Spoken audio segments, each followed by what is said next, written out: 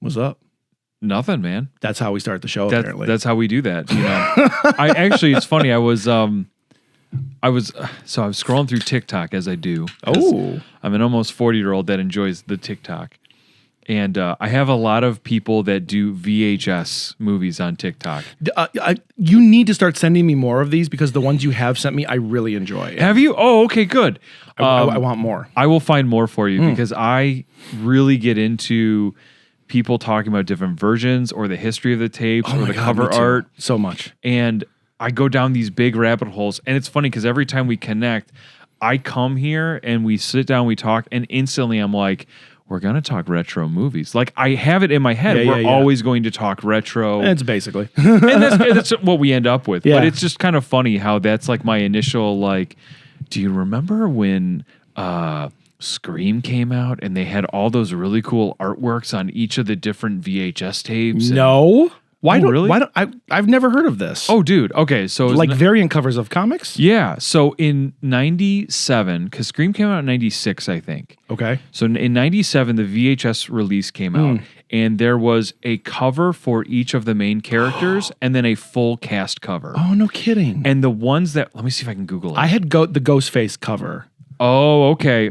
Like I got it for Christmas that year or my birthday, and I remember being like, this is not what I wanted. So like it stayed in the cellophane for a very long time. I think it was like I was near the end of college when I finally opened it up and watched it. Oh, wow. Because I saw it in the theater and I'm like, no. Because they were like these cool blue. Oh, I do remember everybody. Those. And there's just Drew Barrymore and Courtney Cox. But like Nev Campbell had one. Jamie Kennedy had, there was Nev Campbell's. No kidding. But it was cool because it was that blue tint and then pops of color in it. Yeah. And that was like one of my first exposures to like variants and like, oh, this is kind of like an artsy cover for a horror movie. This is really unique.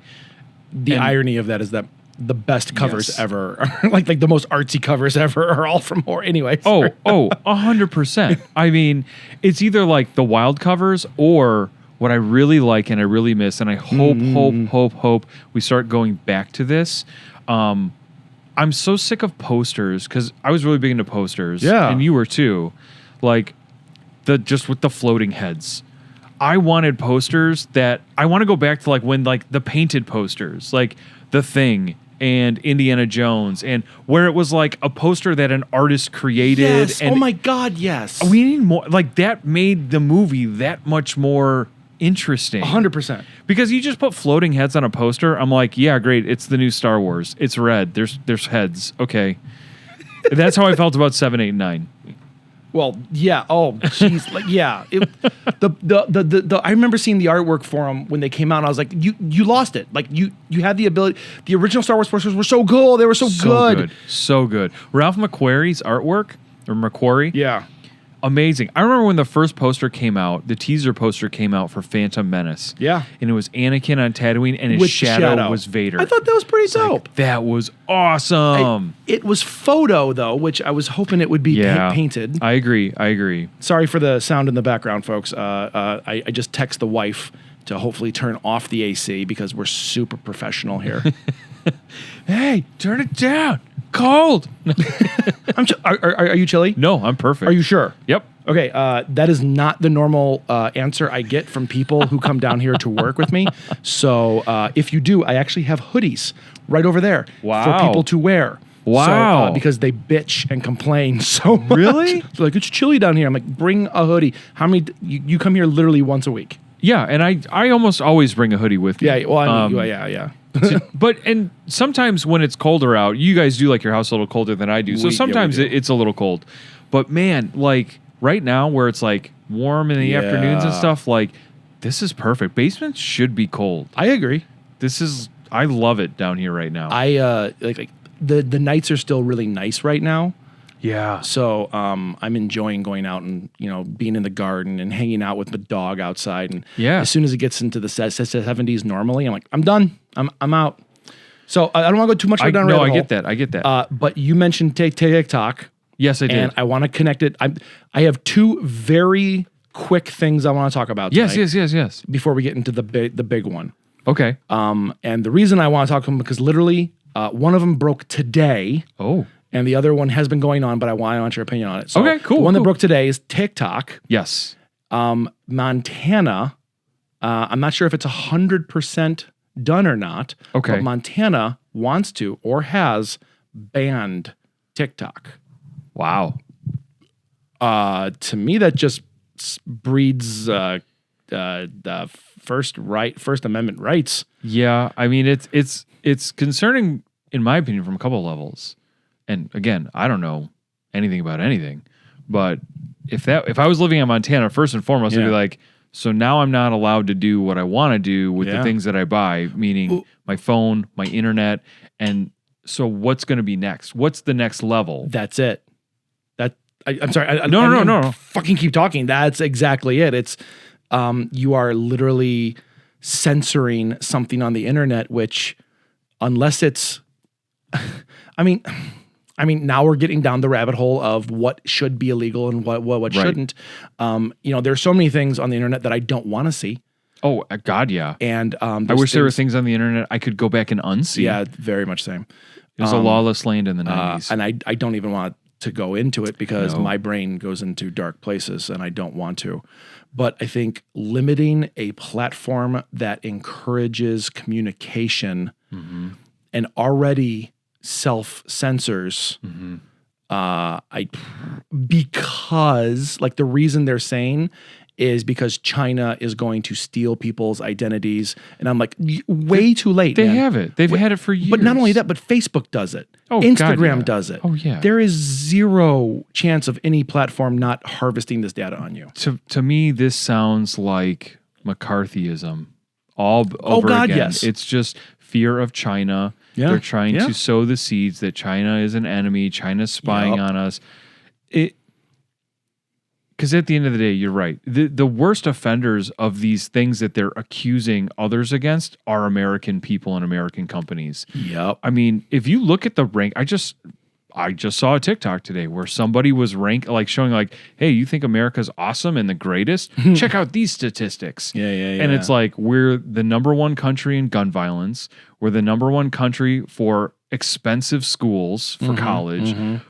We are the worst country in lifespan, in reading level, in the things that make you a relatable human, and to which they're limiting more and more now. And they say like TikTok is the opiate of the masses or whatever, and it's so evil in China and all this. And it's like, guys, I watch Gundam videos on this. I'm watching the history of anime. I'm watching Right. I'm not watching thirst traps or like What's a thirst trap? oh Like, I mean, is this something I shouldn't be hearing? Because no, it's just funny because I guess maybe it's like a TikTok thing. But so a thirst trap, and I had to learn about it when I was getting into TikTok because my wife was like, "You should download it. I want to send you videos on it." Is your wife a thirst trap? No. Okay. Thank God. I'm so fascinated. I need to know right now. Like you are, I've you got are to building draw this it out trailer and up give you way the too story. much. But I was on it and I started scrolling through I said like, I'm interested in comic books. I'm interested in movies. I'm interested in entertainment. And then it's supposed to tailor videos and curate like content creators to what you picked. Well, I like every third video was some chick in a bikini, like fake giving a blowjob or something. Yeah, and you're okay. like, the fuck is this? And Andrew was like, oh, those are the thirst traps. Thirst traps. I'm like, Okay. what the fuck is a thirst trap? And literally all these women do is they like dress skimpy and they shake something or they Yeah. make a sex joke Yeah. or they fish for compliments. And then that's like that's a whole niche of itself. Wow. And it took me months to get those off my like I don't see any of those anymore. Okay, I need you to help me with TikTok because Yes. I despise it in every shape and form. But then I hear people like you who say, hey, I found this awesome subculture on here of VHS collectors and educators and blah, blah. I can't find this shit. Even when I literally go looking for it. Yeah. The things I have are people dancing. Yeah. Which is my number one biggest thing I hate about TikTok. If I see you dancing, I will never, ever, ever look at anything you do. I fucking hate you. I see thirst traps. Yeah. Apparently. Now you know what they are. Now I know what they are. And I see people screaming or lip syncing to other audio things. And I fucking hate you all. Yeah, that's I'm like sorry. This is my angstiest I'm going to get all night. I'm done. That's like the new that's like the new meme. So remember like I say early days of Reddit, but I think Reddit had been around for a while at this point in time. But like, do you remember when, I can't remember what they were called. Like the anger memes came out where there was like those hand-drawn line sketch images. Yeah. And it was like everybody knew that face associated with anger, that face associated with love, you know. Right. And it was like the precursor to emoticons. Well, that's kind of the new thing with TikTok where it's like someone will lip sync over audio to something, right. but they will have text in the video explaining their situation. So like we could make one about VHS tapes and you could pick any random sound bite, you know, or like you could do one from Star Wars of like Han Solo, like, oh, I got a bad feeling about this. And then you could have text or an image in there of something relatable that you're talking about now. Like it could be Indiana Jones 5 or it could be. But everything you're saying is clever. Yes. The shit I see is someone sitting on their couch, lip syncing to something, and then a picture of their dog. It's like, this is fucking dumb. It's fucking dumb. I don't want to tell you how many dog and cat TikToks I follow. And several of the animals have gotten sick, and I've had to unfollow because it's breaking my heart. Wow. Because these animals they're so fucking cute. Oh. I get it. I have a lot of TikToks with cats that are wobbly because they have that like neurological disorders. I love them and I want them all. I want to take care of them all. The worst thing I found out was that munchkin cats with the short little legs, they are in constant pain every day of their life. And that broke my heart. And I had to unsubscribe from all of those. Oh my God, that's it's the most depressing thing ever. This fucking week, man, this whole fucking week. I will talk about that after the show because I do not want this shit in anyone's head. So anyways, but yes, I can help you find cool TikToks. I actually like that. So fuck Montana and your because they're stating it's in the same vein as gambling sites, like the social media is the exact same thing as gambling. It's evil. It's blah blah, and that just seems so obtuse. Okay, then ban Facebook, ban Twitter, ban all of them. Which is, I don't understand why one is okay, but the other is not, just because one's based in China, even though literally the American people are doing the exact same thing. And the CEO of TikTok, I remember watching highlights of some of the court cases. He came out and he was like, look, everything's housed on American servers. Nothing is going back to China. He's like, I'm not even Chinese. Like, because he's an Asian guy. Oh. And it caused, and the questions that he got asked, they were like, does the TikTok need the internets? Oh my and he was like, he's like, yes, TikTok does require Wi-Fi if you don't have cellular service. So like, no further questions. I recuse my time. So like they'd ask the dumbest question and then like he would answer it very like honestly, like this is common fucking sense. But I personally, this goes all the way back to a JIT Pie and the FCC and net neutrality. Yeah. Like this is some of that shit that's been bubbling for a little while. Yeah. And I thought net neutrality was going to be a lot worse when it went away. I thought it was going to get really bad really fast. Right. It kind of all stayed the same, but now I think we're starting to see those inroads of like people forgot. Let's fuck shit up. Yes. I mean, this is not for this podcast right now, mostly because I need to read to be a part of this conversation. It has been a minute. While we're doing this, just can you look at the recorder real quick? Yes. Is my audio okay? Is it pinging? Is it red? It is in the green. Is it green? Like, so if I get like this, is that a little too red? Or because I think I'm going to get a little excited tonight. No red at all. Awesome. Man. That's good. No so red let's at all. move We're on to good. the next thing. Yes. You are a writer. I'd like to think so. Yeah, I mean, we've talked about it on the show already. It's not a surprise. It's not a secret. You are a good writer. Thank you. Fucking deal with it, man. You're very very good. I'm working on my self-esteem and therapy, brother. Fair. At some point, I would love to talk about a movie script that is being worked at some point. But right now, there's a writer's strike happening. Yes. And one of, not the major thing, there's a lot of major things, but one of the major aspects of this is artificial intelligence. Yes. And I've been editing I've been editing a video podcast for the last 2 weeks of my other show that's hopefully going to be dropping the same day this does. So head on over to Night Owls Media, where Night Owls Media. Look at that. Basically, I'm very, very inundated. And after we recorded that episode, so much has come out about AI. Oh yeah. And the writer's strike, I think, is one of the bigger things, because I think it's starting to put this magnifying glass on what AI is not only capable of, but capable of killing off careers. Oh yeah. So you, as a writer, I know you don't do writing as a profession, but it doesn't make it any less important. What's your opinion on this? It's interesting. I guess I always kind of thought of AI writing like it was always just kind of funny and weird at the beginning, right? When it was, I guess, would you call it learning? It's like, hey, we forced AI to watch 100 hours of shitty Seinfeld episodes, and here's what it came up with. And it's like, oh, that's really fucking funny because... Do you think those were real, though? They were almost too... They were too perfectly flawed to be, like, man-made, in my opinion. Okay. Like, they were... I never understood what they meant when they said we trained AI or we forced AI. It's like, what does that mean? Do you know what it means now? I don't. Okay, so AI technology, it does not exist in a vacuum, right? Right. You have to create a program, you write the code, and then you feed it information. So for instance, you know what Midjourney is? No. Midjourney, it's what we use to make our show graphics. Wow. So I mean, yes. Yeah. I'm all over Midjourney. No, it doesn't matter because I pay for it, so fuck them. Yeah. So if I was getting it for free, it'd be a little more different. Thanks. Yeah. Wink. Yeah.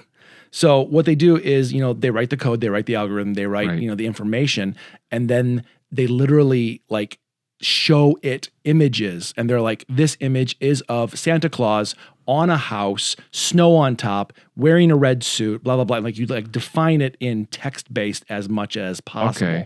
Okay. And then you just feed it. And the same thing was for the writing things. Is you would feed it data. Yeah. On what words meant what in what order, how the structure works, how social media is different than a script, is different than programming language, blah, blah, blah. And like the one that I use is ChatGPT. Yeah.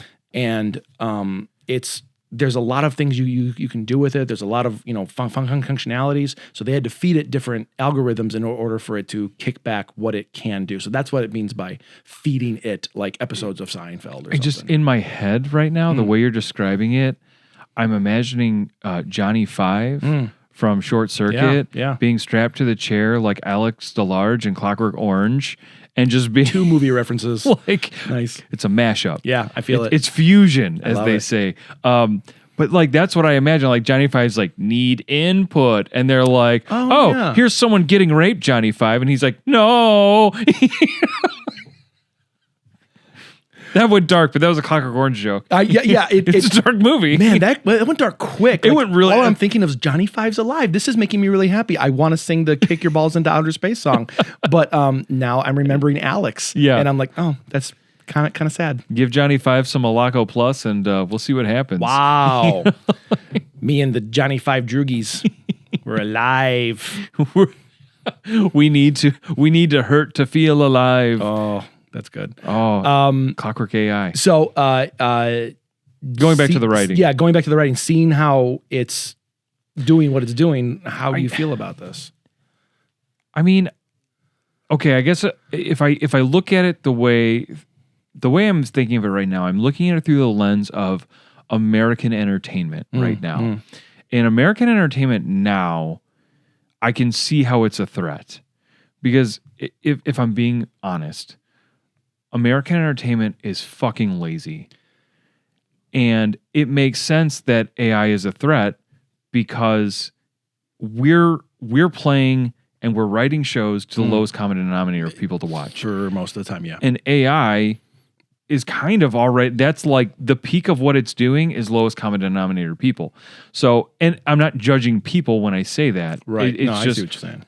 dick and fart jokes make some people laugh more than others. Well, and tropes, they're easy to make. things that have been done 100 times before. Exactly. Still. I think from that perspective, I think, look, American entertainment was already, I lost a lot of interest in it years ago. Honestly, the only thing that kind of kept me going to watching movies and stuff had been Marvel for a while, and even that's kind of fallen off. Okay, we'll get into that in a little bit. like Marvel, Star Wars, like there were not many things I would go to the theater for anymore. Yeah. I would wait, and I would wait for it to come to streaming. I would still get excited, but then I found every time I would get excited, I'd be insanely let down. Oh, yeah. There it is. And that's kind of all we put, unless there's very specific creators. Oh, correct. Like James Gunn. James Gunn, Edgar Wright, absolutely. Regardless, I'll people go we've see talked this. about several times on this right, show. Yeah. I think there's a lot of finesse to things. Like if you want to be like intellectually stimulated in a show or in a movie, I mean, like let's look at like something like The Last of Us. Not only did you like Pedro Pascal he wasn't the only reason that show was a success. But he was good. He was great. He was not on the top 10 list of things that I found amazing about that show. Yes. Totally agreed. But a lot of that was the writing, the pacing. Like, 100%. And they structured the story in such a unique way. Like that is where I don't think AI is capable of finding those nuances to say, we have a complex story to tell. It can tell you an episode of Two Broke Girls and name it something else, and everyone's laughing and it'll make millions of dollars. Absolutely. It could do that in a heartbeat. But sitcoms are a different genre. So it's like, and I haven't followed a lot of the writer's strike to be perfectly honest. I've seen a lot of the people taking pictures and like celebrities and all that. But all the celebrities I'm seeing, they're sitcom actors. It's Parks and Rec people. It's The Office people. It's people who were in sitcoms are the ones that are lobbying the most heavily against it. I don't see David Lynch out there. I don't see fucking what's his name? The guy Charlie Kaufman out there. Like the guys that have those unique perspectives and those really interesting minds that are just unpredictable. That's where the art is. That's where the storytelling is in my eyes. Right. I like to watch sitcoms a lot because they're comfortable, they're familiar, they are repetitious, easy, and they're always on. And they're always I don't want to think. I just worked at my day job all day. I'm tired. Yeah. I'm trying to figure out if I want to have the motivation to do this or that. Let me put this on in the background. That's what AI is for. AI is for drivel. I think if you're looking, and maybe, I guess this is a weird hope, maybe what we see out of this is kind of a renaissance of art house films coming back into popularity because people will get tired. Yeah, right. Well, hopefully. I think we're already there with like the Marvel formula. Yeah. Oh, like Guardians of the Galaxy 3. I have not seen it yet. I'm dying to. I have heard nothing but positivity. I enjoyed the hell out of it. Yeah. I enjoyed the hell out of it. Red Letter Media said they liked it. I mean, that shook me. That's huge. I mean, before that, I watched, what was the one that came out right before it? Dungeons and Dragons? Marvel. Ant-Man. Oh, we saw that. Meh. Oh, yeah, we already talked about that. Yeah, no interest. MODOK. It was fucking stupid. Like, and that's the thing. It's like you've got the right creators, the right minds behind it. Right. So long way to answer your very short question of like, what do you think? I see it as an immediate threat to the lowest common denominator. Right. At the same time, I have also heard that there are a lot of things being passed from like a comic book side of things where they're saying, look, comic book artists will always be comic book artists. You won't see AI. Now, will they live up to that? Most likely not, because they're going to find it's cheaper to not have people. I already tried that. Did you? I did. Yeah. It is not perfect by any stretch of the imagination. No. But I did. I've been playing a lot with Midjourney and ChatGPT. One, to get to know it. Two, to use it for what I can for my own business. Yeah, for sure. But I created comic book pages. Okay. That looked pretty freaking good in the style of Scotty Young. Oh, dope. And they looked good. They weren't perfect, and from image to image there was variations. But if I would spend more time honing the words I would use and the prompts and everything else, then yeah, I could get it there. So I think okay,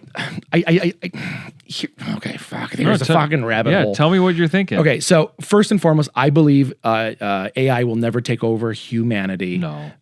Because there's always something in the human ability to tell a story, to create something that is not tropey.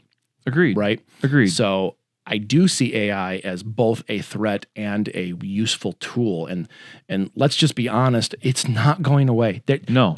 Us bitching about it, people complaining, whatever, it is not going to go away. It's not going to happen. It is here now. Yeah, it's like automation. It's like automation. It's never going away. We need to learn how to be a part, have a symbiotic relationship. Absolutely. Otherwise, you're just going to get left in the dirt and you're going to be grandpa. Right.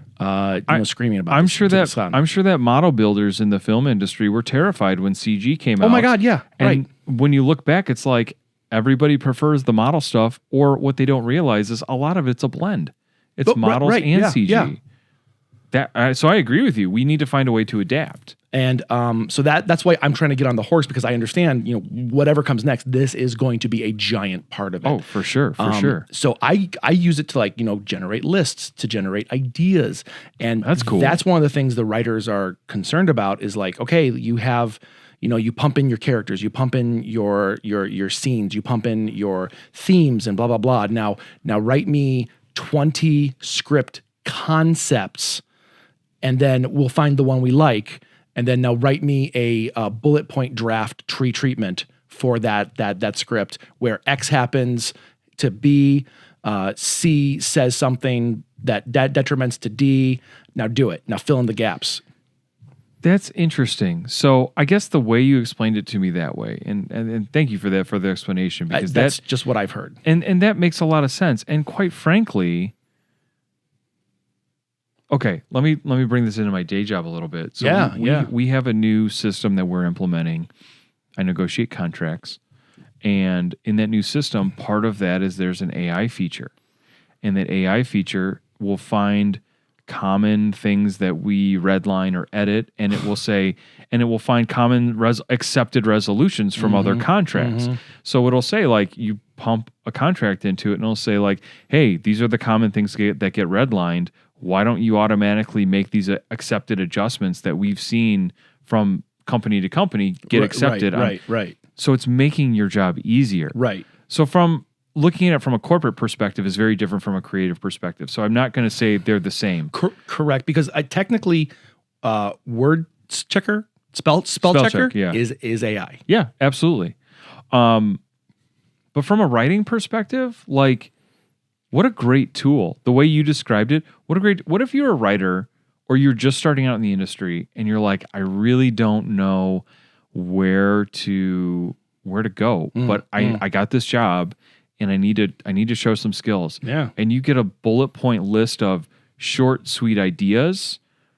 All you really need, as a person who likes to write, we could have a conversation. You could write something on a piece of paper. I go, that's really cool. Right. And then I would ask myself, well, what if this happened? And then if you can ask yourself, what if, and go from there, you can figure the rest out on your own. You just need a springboard to kind of jumpstart that creativity. You just described every writer's room since like the 1920s. Right. So what, are they worried about the culture going away? The culture of the writer room? They're worried about these AI tools taking over that job. So no longer do you spend a week bouncing ideas off of each other when you can do it, when one person can do it in an afternoon and then hand it off to someone up to one person to polish it, instead of having that normal team where you could fire 19 people and keep one. And I get that, but at the same time, I would also pose, why couldn't those 19 people then? And again, I'm not trying, I'm just talking off of what I know. I'm not advocating for the downfall or the firing of anybody. Play the devil's advocate. But it's like, okay, at that point, if you've got 19 people working on season 55 of The Simpsons, leave that to one guy with AI. Let those other 19 create something they want, that they're passionate about. Wow. And maybe that's not the right way to look at it. Well, but I love what you're saying. Yeah. Because it was basically the exact same theory of, hey, we have $500 million to play with as a budget for the year. Right. What movies get what percentage? Do Right. we make 500 truly awesome $1 million movies with a lot of passion and Right. drive and creativity? Or do we make Transformers 8 and 9? Yeah. And they're going to go for whatever's going to make They're the most going to go with the Transformers 8 and 9 every time. fucking day. And that's the problem, because you don't have, well, you may have creative people running and using the money, like running the studios and all that. Right. But they've lost that creative it's- edge years and years ago. And I mean, the old adage is it's called show business. And that's true, because it is. as a business owner, I cannot keep my doors open to offer my services for more people Sure. unless I make money. Absolutely. I can't. If I'm not making money, those doors close, and I will never do that work for anybody. Right. So I understand they have to make money.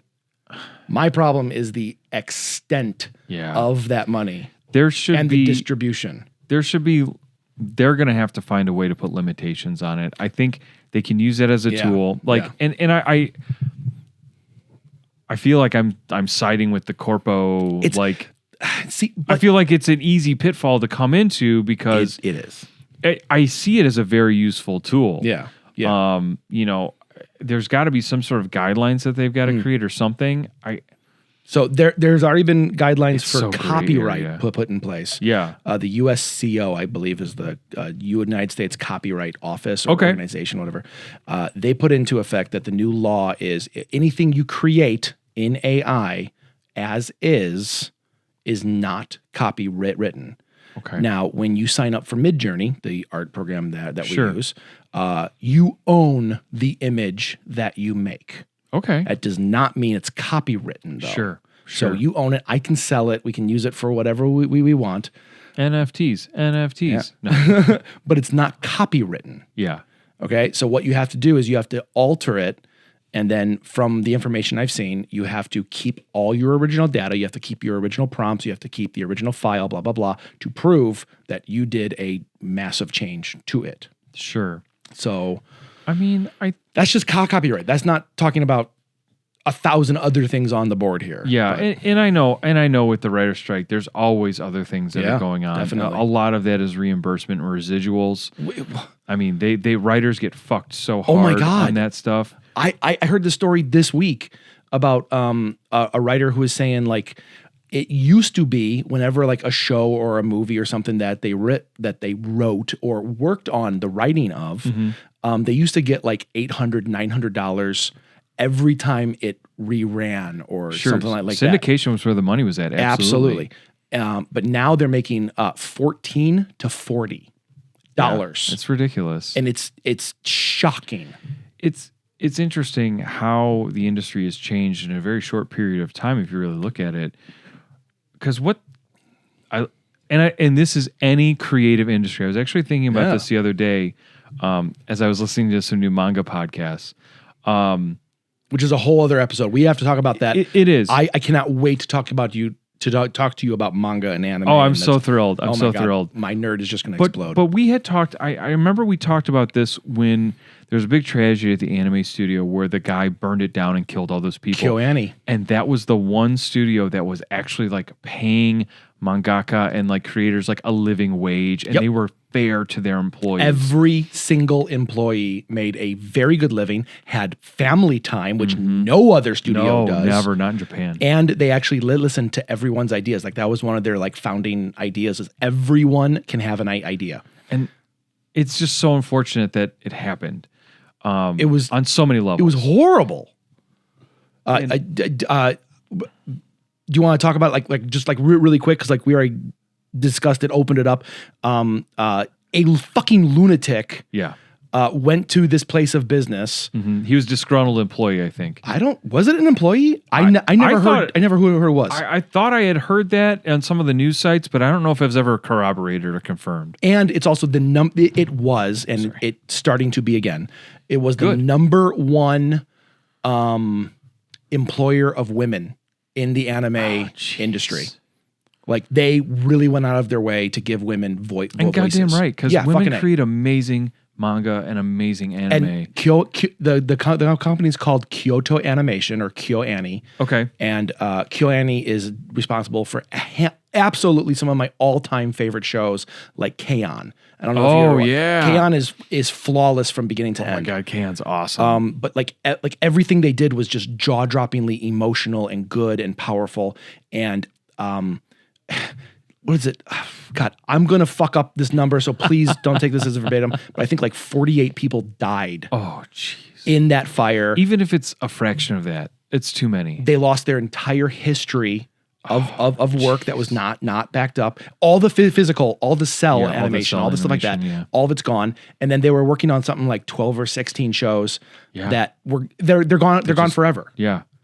And like that isn't as important as the fucking lives that were destroyed. Oh, absolutely. But it is important still, because some of that stuff, knowing who they were employing, and that type of stuff, that's groundbreaking. When you have that many, especially in a country, I don't know a lot about this, but I assume there are, some hierarchical things going on there, men versus women, like having a very heavily women employed company creatively getting massive airtime and respect. And fair wages. Like that's huge. In an industry that is notorious for God. A, not doing fair wages, and B, not paying at all.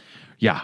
And that's where I was kind of leading to, and I was thinking about this because I was thinking about that incident that happened, that tragedy that happened, and then I remember watching a couple documentaries on. There's a Japanese channel, NHK. I love it. I love it. I've learned so much shit from that channel. It's amazing, and they had one about like being a manga creator, and like a very popular manga creator runs a manga camp out in like the country. And these guys live in his cabin, and it's a big cabin, but they live in a cabin, and all they do all day, sun up to sundown, is they write and they draw manga, and they try to get published. Yeah. And they are so focused on their dreams. And we see this in America too, and I just think this is a good example from the manga. But unless their manga makes it big, they are 100% exploited every single time. They're taken advantage of. Yep. And the wages, and you exemplified it perfectly, low to no wages, horrible treatment, no benefits. Well, they don't need horrible benefits. schedules. Just they're treated like dog shit. Yeah.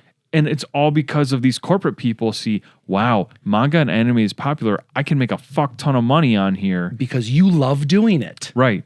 And so it makes me feel dirty as a fan sometimes. Little bit. Because I want to support the artist and the creator, but they don't do independent publishing out there really. Well, okay. So to my knowledge, not to the degree that we do. Like you can't go to a normal comic book convention and find the droves of people self-publishing the way we do. Right. The way, you and I have done. Yeah. What they do have, you've heard of Comiket? Yes. Now, granted, I don't know much about it, but I will say that, and like we're not hiding anything on this show. No. You and I are planning to go to Japan together. Absolutely. At some point. I have tried to figure out when we could go and do Comiket at the same time. Oh, okay. Comiket is an independent manga and manga art comic book convention. That sounds amazing. That's it. It's just independent or big people doing their own shit like doujinshis and stuff like that, which is like unofficial manga. It's like fanfic. It's like fanfic, only it's like it's good fanfic. High quality. Yeah. And there's like a hentai floor. Oh. They sequester them to their own floor. There's a shonen floor. There's like a turbo hardcore indie floor. Oh, dude. I've watched a few documentaries about this. Like, I watched one where a person made these little inch-by-inch books. Wow. And they sold them for 5 yen each, even though they hand-stitched them. Holy shit. And most of these people just want their shit out there. Yeah. So, you know me. Yeah. I go way out of my way for anything independent, but truly independent. Not My Big Fat Greek Wedding independent. Like, if you made this, if you burnt the disc yourself and you printed off your shit at Kinko's, I will fucking buy it regardless if it's good or not. Oh, I love that. Yeah. Because you fucking tried. And I have so much respect for that. Absolutely. So Comic-Cat's kind of always been this dream. So there is a culture for it. But the problem is that there's not a big market for it. Well, excuse me. I mean, I get it. When you look at the wealth of anime and manga out there, everybody knows shonen. Even if you've never heard of anything, you know shonen. Do you want to explain what shonen is, or? I mean, so I'll give my. I love that we said we're going to do this on a different episode, but fuck it, we're just we're just going into it. Fuck it, yeah. But so I'll give you my understanding of what shonen is. Yeah. You know better than I do, so I'm going to defer to you to be the expert on. I wouldn't go that far. Well, in manga and anime, you are definitely more well versed than I am. You are far more of a weeb than I am. I am just a Padawan. You are the Jedi Master. Oh, that's not a good thing. I actually do. I have a slightly NC-17 question. Oh, I would love it. About the anime manga. Yeah. But I'll get my other thing out first with shonen. So shonen was a weekly and sometimes monthly release schedule. You're talking about Shonen Jump. That's Shonen Jump. Okay. Yes. Okay. Or the manga like Shonen Jump, because there are other books like that. Oh, okay. Now my understanding was shonen meant like young boys. Yeah. And then there was shoujo, which was shoujo, which was young girls, and those were more romance-based books. Yes. And the shonen books were more action-based, martial arts-based, feudal-based, beat 'em up books. By large, yes, 100%. And I mean, there was like delinquent stories in there about like delinquent youths. There were sports stories. There's also in there. romance. There's also shonen romance, but they're more geared toward men's perspective of romance.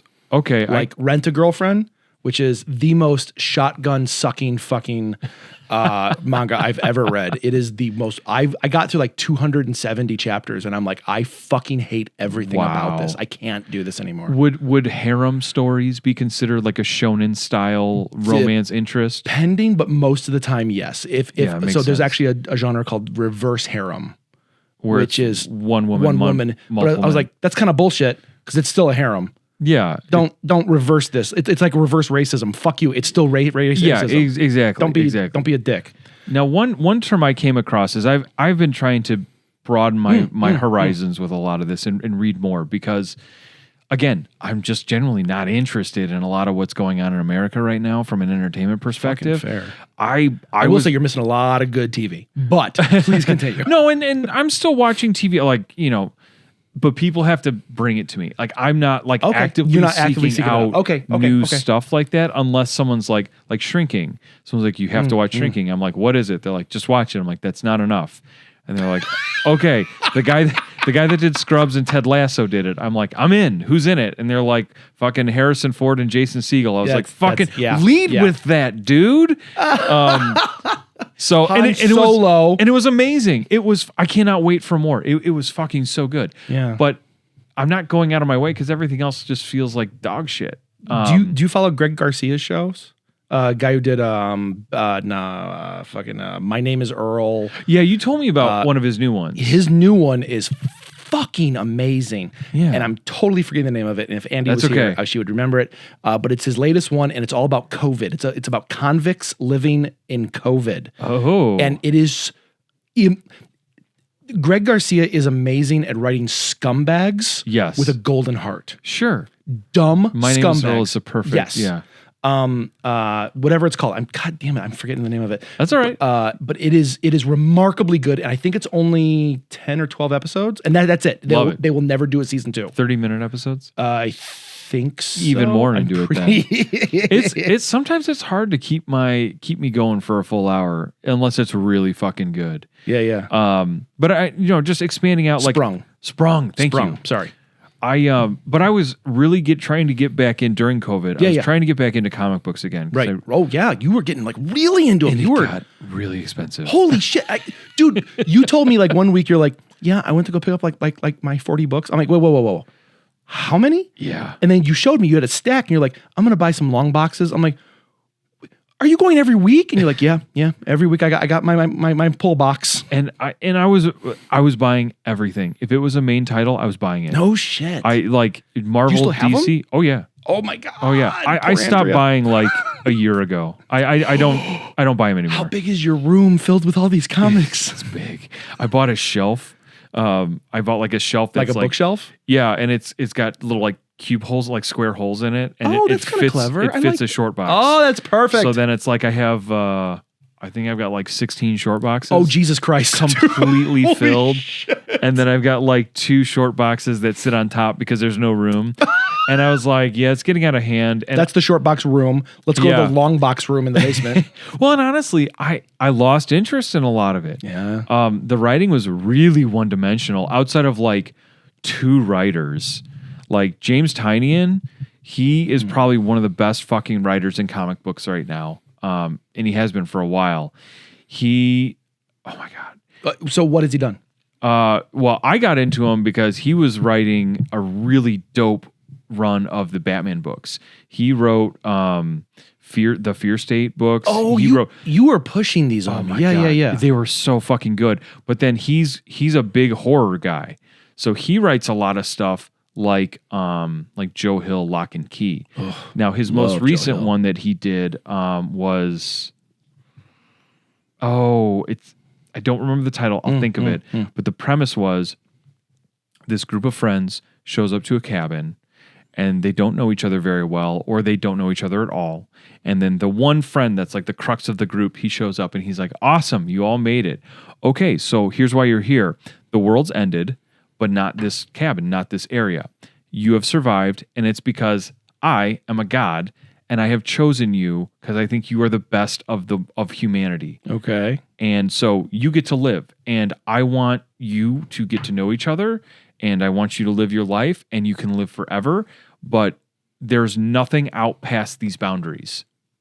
And so they have to take them at face value if they want to. Yep. And then it's like they kind of start like somehow they're getting like news broadcasts to their phone, and they're starting to see the world ending, and they're mourning for their family and like the people that they've lost that don't know that they're okay. Yeah. And then they start going deeper into it, and they find there's hidden houses. There's other people that he has contained in other houses, and there's other plots happening that you don't know about. It's so good, and it's like 11 issues. And that's it. That's it. Oh, that's all you get. I love comics with like a final. That's what run. That's what he does, and he's done a ton of shit like that. I want to say it's like the House by the Lake, I think is what it was called. Yeah. It's oh my god, it's so. I picked up the first TBD or trade paperback. It's upstairs. I've never opened it. The artwork is meh. That's why it threw me off. Yeah, but I will always say a good story with bad artwork, I will deal with. I think you get into bad writing with good artwork. Yeah. Like a lot of the Marvel shit, I can't get into. Yeah.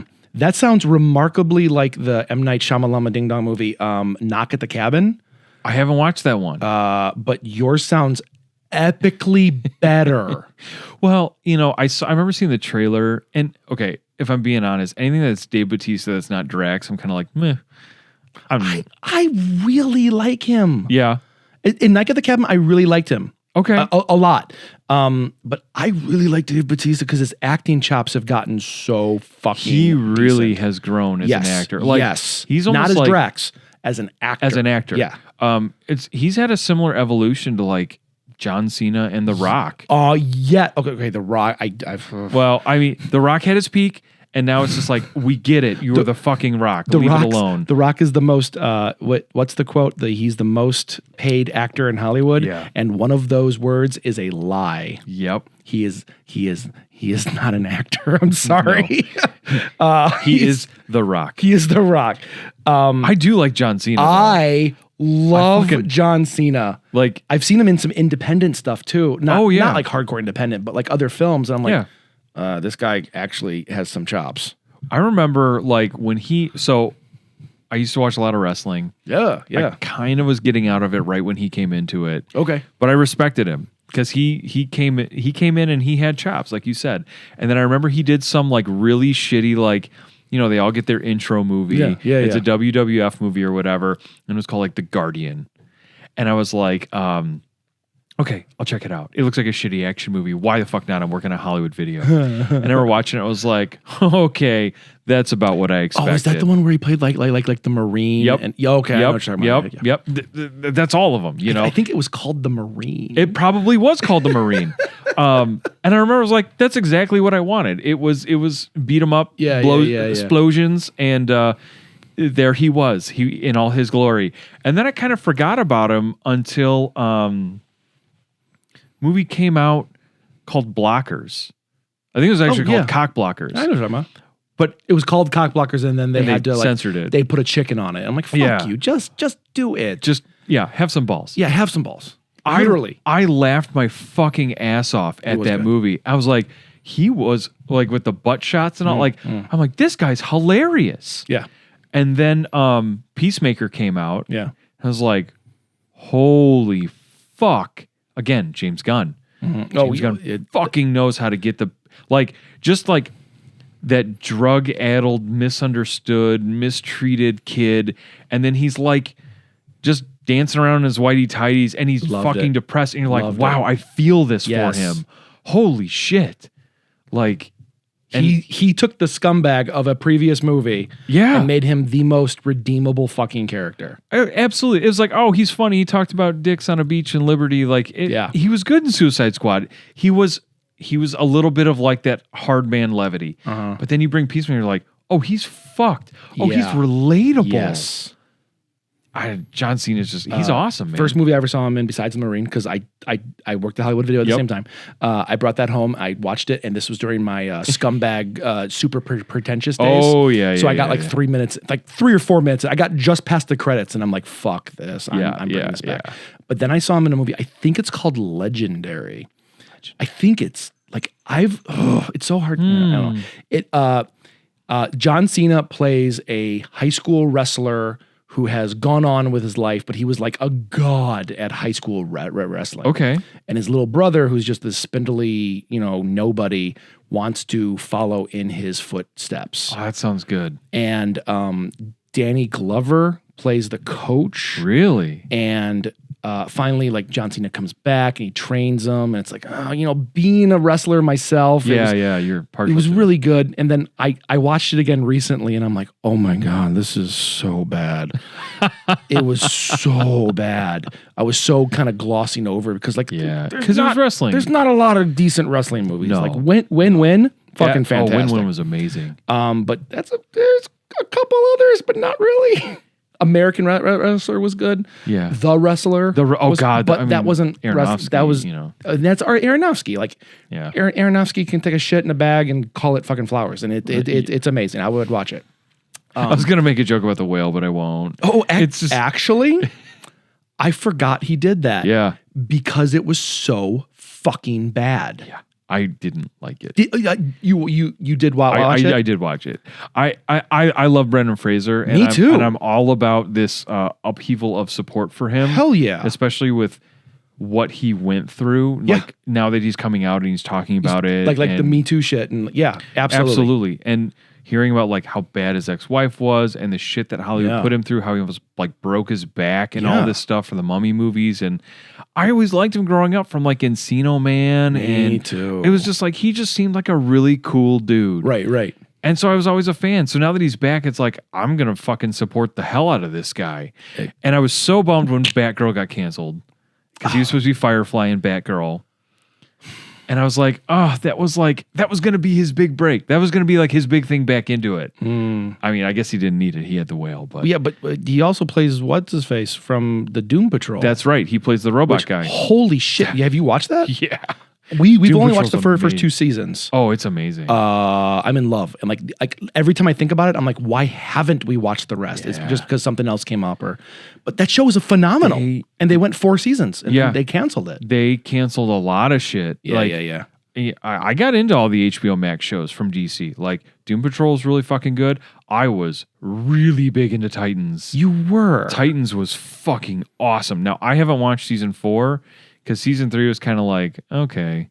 But I liked what they did with it. Like, they started out strong. They started out with the main bad guys. You had Deathstroke in there. Right. You had a lot of good shit. I watched the first couple of episodes. Yeah, and it's Rocky start. It's a real Rocky starter because it felt like they were just trying. It felt like they were trying to be Insane Clown Posse. It's like let's say a bunch of really crude things and have everyone like And it was kind of like this is the first DC show where they're gonna fuck Batman. That was like the whole thing in the trailer. No, I remember. And it was just like okay, that like, caught my attention. It did. I just genuinely really like Nightwing. And so, like, anything Nightwing related, I'm going to be in on it. I get it. So, it was like, he was good. But season 3, it was the Scarecrow. And whole season? The whole season was Scarecrow. And they brought back Red Hood. Yeah, rock and it was on. like, dope. And then it came to the climax and it ended. I was like, what? Oh. That's how it ended? Oh. Okay. Oh. Like, I won't spoil it for anybody that's interested or anyone that might watch it. But it just fell a little flat to me. And then knowing when all the changes happened to DC HBO Max and they said all this shit was on the chopping block, I knew it was going to go. Yeah. I knew it was going to go. I mean, they canceled DC shows left, right, center. Now, a lot of them deserve it. Yeah. A lot of them deserve it. I don't want to go down a path of like negativity. No. You're right. You're right. There's some. We were talking about manga. But, and more. Just circling back really quickly, my point is, if you are a creative person, which we are, a fear I've always had, which partly probably a fear of why I didn't pursue it more, was I feel if you're a creative person and wanting to get into the entertainment industry, whether that is movies, TVs, comics, books, whatever it is, music, you will be taken advantage of. Oh, I mean, that's super true. Yeah. There's some corporate guy that says, I will change your life. And they will. They will change your life. You want to be a star, don't you? Right, exactly. They will, but like the way I look at it, like I don't want fame in my life. Like I don't want notoriety. I just want to be creative and I like those like at the convention. I want my shit to be out there and I want people to be like, that's fucking dope, dude. I'd like people to read and watch my shit. Yeah. That's like, what I want. Listen. Yeah. And I don't mind working the corporate job. I don't mind doing that because it's safe. I get benefits. Like I get things. You're an adult. Right. I can live the life I want, but I want the creative work I do to enrich the life I have. 100%. And if that enrichment can enrich others, I think that's dope. So totally. I don't like, that's always my fear. I follow a writer on TikTok, Adam Caesar. He did the Clown in the Cornfield books and they're essentially Scream. But they're funny and they're clown in the cornfield. Yeah, it's about a killer clown in a cornfield. You've never told me about that. There's 2 of them. There's 2 books, 2 Clown in the Cornfield. He's writing a 3rd one now, but the clown is called Friendo. Oh, I think okay, yeah. And it's like the first book, this girl moves to the dopey Iowa, Nebraska town, the farm town. Dopey Iowa is that? Tell me that's the name of it. No, that's not that. Dopey Iowa. I don't remember what it's called, but it's some farming town. And she thinks it's kind of dopey and slow paced. And then next to Sneezy, right off the interstate. From Doc. Absolutely. Yeah, they're all named after dwarves. Yeah. But then like she sees there was like this old flower plant or something, and Friendo the clown was like the town mascot, and the flower plant brought the town notoriety. Okay. And then, long story short, people end up dying, and people are saying it's Friendo the clown that's killing them. Gotcha. It's Scream. And he knows it, and he owns it. He wants it to be. He wants you to be like, huh? Remember Scream? Like, it's cool because he's writing it as an homage to like early 90s slashers. Okay. And I dig that. And it was fun. And he's a cool guy on TikTok. Yeah. He's big into Vinegar Syndrome, shitty horror movies. Like, rock on. He's a total cool dude. But he's not like super famous. Like, they're making a movie of Clown in the Cornfield. And who's making the movie? Is it like a studio or is it like no, it's not like Gary and Tom got together and it's not like a Stephen King Dollar Baby type film. That's what I was thinking. Yeah. No, it's like a studio release. Okay. But I feel like he's gonna get really big after that because it's a fun slasher. Good homages are fucking good. Oh yeah. And it's just like where he's at right now, he doesn't get a lot of traction on TikTok. Okay. And like, I'll be like, dude, your shirt is dope. And he's like, yeah, thanks, brother. I got it from this. And it's like, that's kind of cool. Like, he's at that notoriety level where he can interact with his fans. Yeah. And it's not overwhelming, but he Yeah. can still like make a living doing what he loves without, he's pretty still cool. pretty anonymous out there. Okay.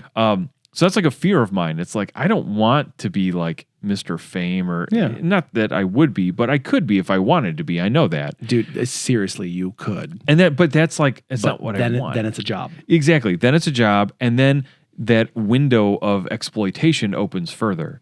And someone will say the pressure comes with it. All of these things is like, no, I did this because I have a passion for it and I wanted to do it. Yeah, but I did it for me. Yeah. I wasn't doing it for you. I wasn't doing it for them. I wasn't doing it for money. I did it because I fucking liked it. And I had this idea and I was like, fuck yeah, I'm going to do that. That's, that's my bigger fear, that exploitation. And it's rampant. Everybody and they pay. I had a buddy, well, you have a buddy too, who was doing music for TV shows for a while. We just had him on my other show. Oh, did you? Yeah. Okay, so they know him. Well, I mean, who's listening to this show? Yeah. Probably him. Fingers crossed I get like 5 or 6 friends. Yeah. Be super happy. But it's like, he told me, he's like, he busted ass on that.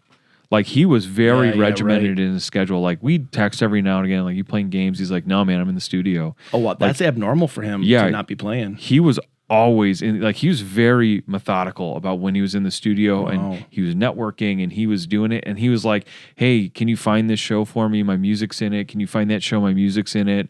Like American Pickers, or like pretty big name, like reality show type things. I think it's so weird when they don't alert him to like.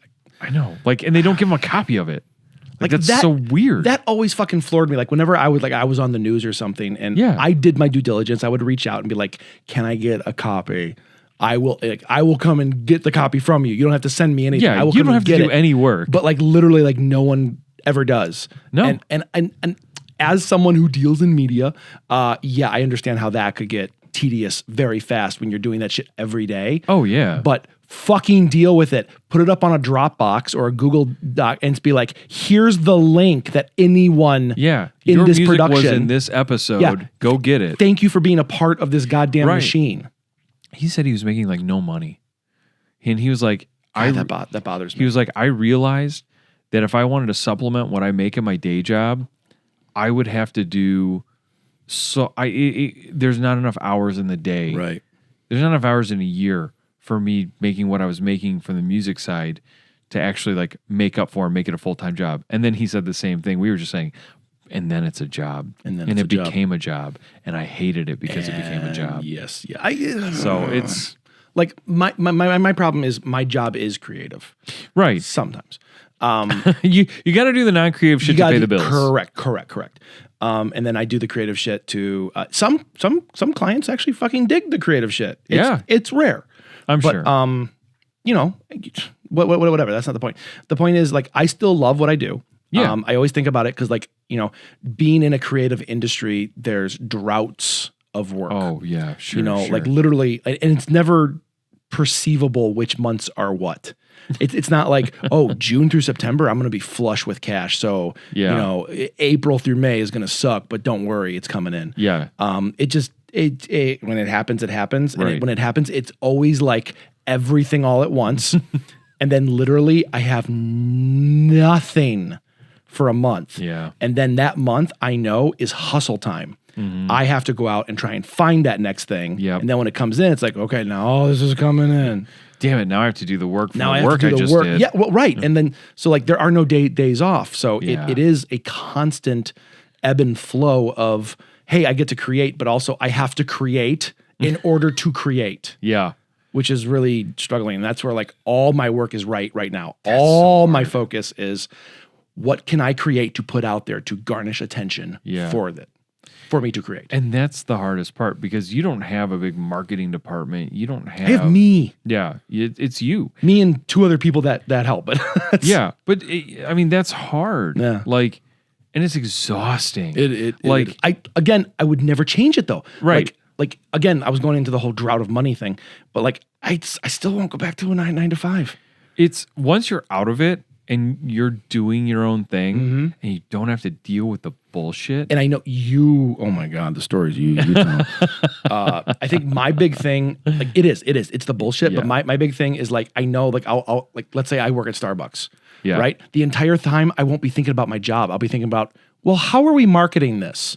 Yeah. Like, why don't we do this instead? Right. You know, because I've spent 14 fucking years of my life doing, well, why don't I do this instead? Pivot. Right. Try and figure out something else. Study the industry. Sure. This new thing happened. I got to cancel what I knew before and go into this. Right. And I can't do a job day in and day out and be like, okay, I'll go in tomorrow and do the same thing, because I should be thinking, well, how do we get more customers into tomorrow? I honestly think that's why I usually leave jobs around the 2.5 year marker a lot, because I think I'm a creative person. While I don't work in the creative industry right now, that was my intent pretty much my whole life until I was like, fuck, I need money and I guess I got to do this.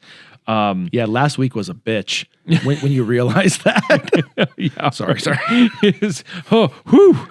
Finally made it. But it's like I've been thinking about that a lot, and it's like I think because if you think like creative people, your projects, I mean, you might have customers for a long time, right? But the projects you work on span very finite periods of time. True. Sometimes. Very true.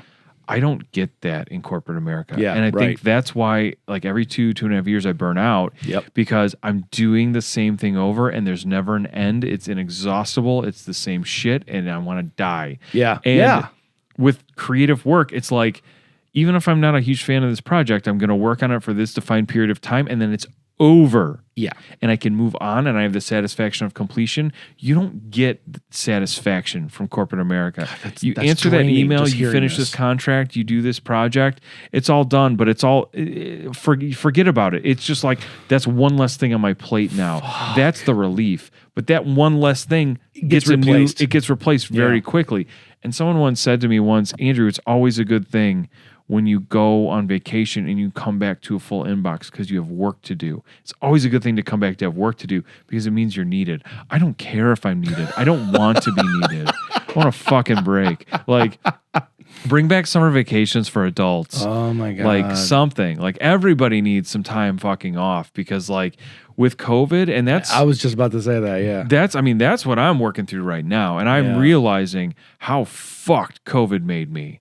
And you don't realize being in survival mode. And I know you were probably, it affected you way worse than me when COVID first hit. We had to drain our banks. Yeah. I mean, it's like being in survival mode and not just financially, but emotionally and mentally. Yeah, 100%. Yeah. It was not just financially. It was everything. You just stop. Yeah. Yeah. You like over the past couple of months, I'm just like, I just stopped living. I just stopped. It was like I was just surviving. It was like I was working the job to pay the bills because I need to have the house and all. I have to make sure I have a roof over my head and all these things. And I have to keep the job to keep that stuff. And it was this vicious cycle of depression. And then you just realize, you're like at night, you're just like, I'm just sitting here and I'm fucking miserable because I'm just sitting here. But I don't want to go to work. But if I do anything fun, the time goes by too fast. And then I'm back at work anyways. So it was like you spiraled and then you're just like, what the fuck is wrong with me? And there's no way to figure that out. And it's just like, I didn't realize I was in survival mode. Yeah. I was just trying to make it through to the next day because COVID killed so many fucking people and all this bad shit happened. Yeah. And you're like, it didn't happen to me. And you attribute that to, because I kept showing up. I kept overachieving. I kept doing these things. No, there's none of that. It's just weird, you know? So it's, and I'm not trying to say corporate jobs are harder than creative jobs or creative jobs are harder than corporate jobs, but I think everything comes with its pitfalls. And, you know, I guess from your perspective, it's got to be satisfying in a lot of ways, especially when you do that work and that hustle and that creative stuff to create the creativity. Yeah. And then you get somebody to bite on it. Oh, it's fucking great. It's the best feeling. And it's like, even if it's not like shooting a movie, even if it's just like shooting a promo for like a bookstore or like a restaurant. Usually. Or like you've done some really cool sushi restaurant ones. Yeah, and thank you. like, it's just like, wow, but you got to do it your way. And you're like, hey, I think you could benefit from this. I really like your shit. That's what you just said is exactly how it went down too. That's awesome. And like they gave us 100% creative reign. So I was like, cool. As they fucking should. Well, parameters. Okay, let's not go into the whole. No. No one wants to talk You about had a brand third marketing. question. I did. I feel bad, dude. We went way off the mark. We have, which leads me to the point of: do you want to go down the third, or do you want to save it for next time? Because I think it's kind of a book opener. Oh. Shit. I mean, I'm curious now to know even what the question is. Because I will not ask it unless we're going to have the conversation. Okay, I guess let me ask you a question. Shoot. Let me look at something. Yeah, I was going to say. And I don't care about the time, but do we have a time? We're probably way over time, anyways. No, our first. It's really weird because we don't like there is not a time clock in here. We are not trying to keep to a time frame. But our first 2 episodes were like just shy of 2 hours. Like it was like really? 1:55 and like 1:57. Okay, or something like that. It was crazy. Like when I'm putting this together, I'm like, good for us, man. Do we have like an internal clock to be like, fuck it, I'm done, I'm tired, I want to go home? It's like, feel the eyes getting heavy. It's yeah. I love you, I'm going home. I mean, it's Thursday. Yeah. So like you still have to work tomorrow. Like there's still that overlooming it's sensibility it's of at like a responsibility. quarter speed tomorrow for me. It's like, oh, is it really? Oh, dude. Mondays and Fridays, I'm like, no. You're lucky if I'm showing up. Tomorrow's full fucking speed. Yeah. I'm not gonna get into it. It's stupid. It's dumb.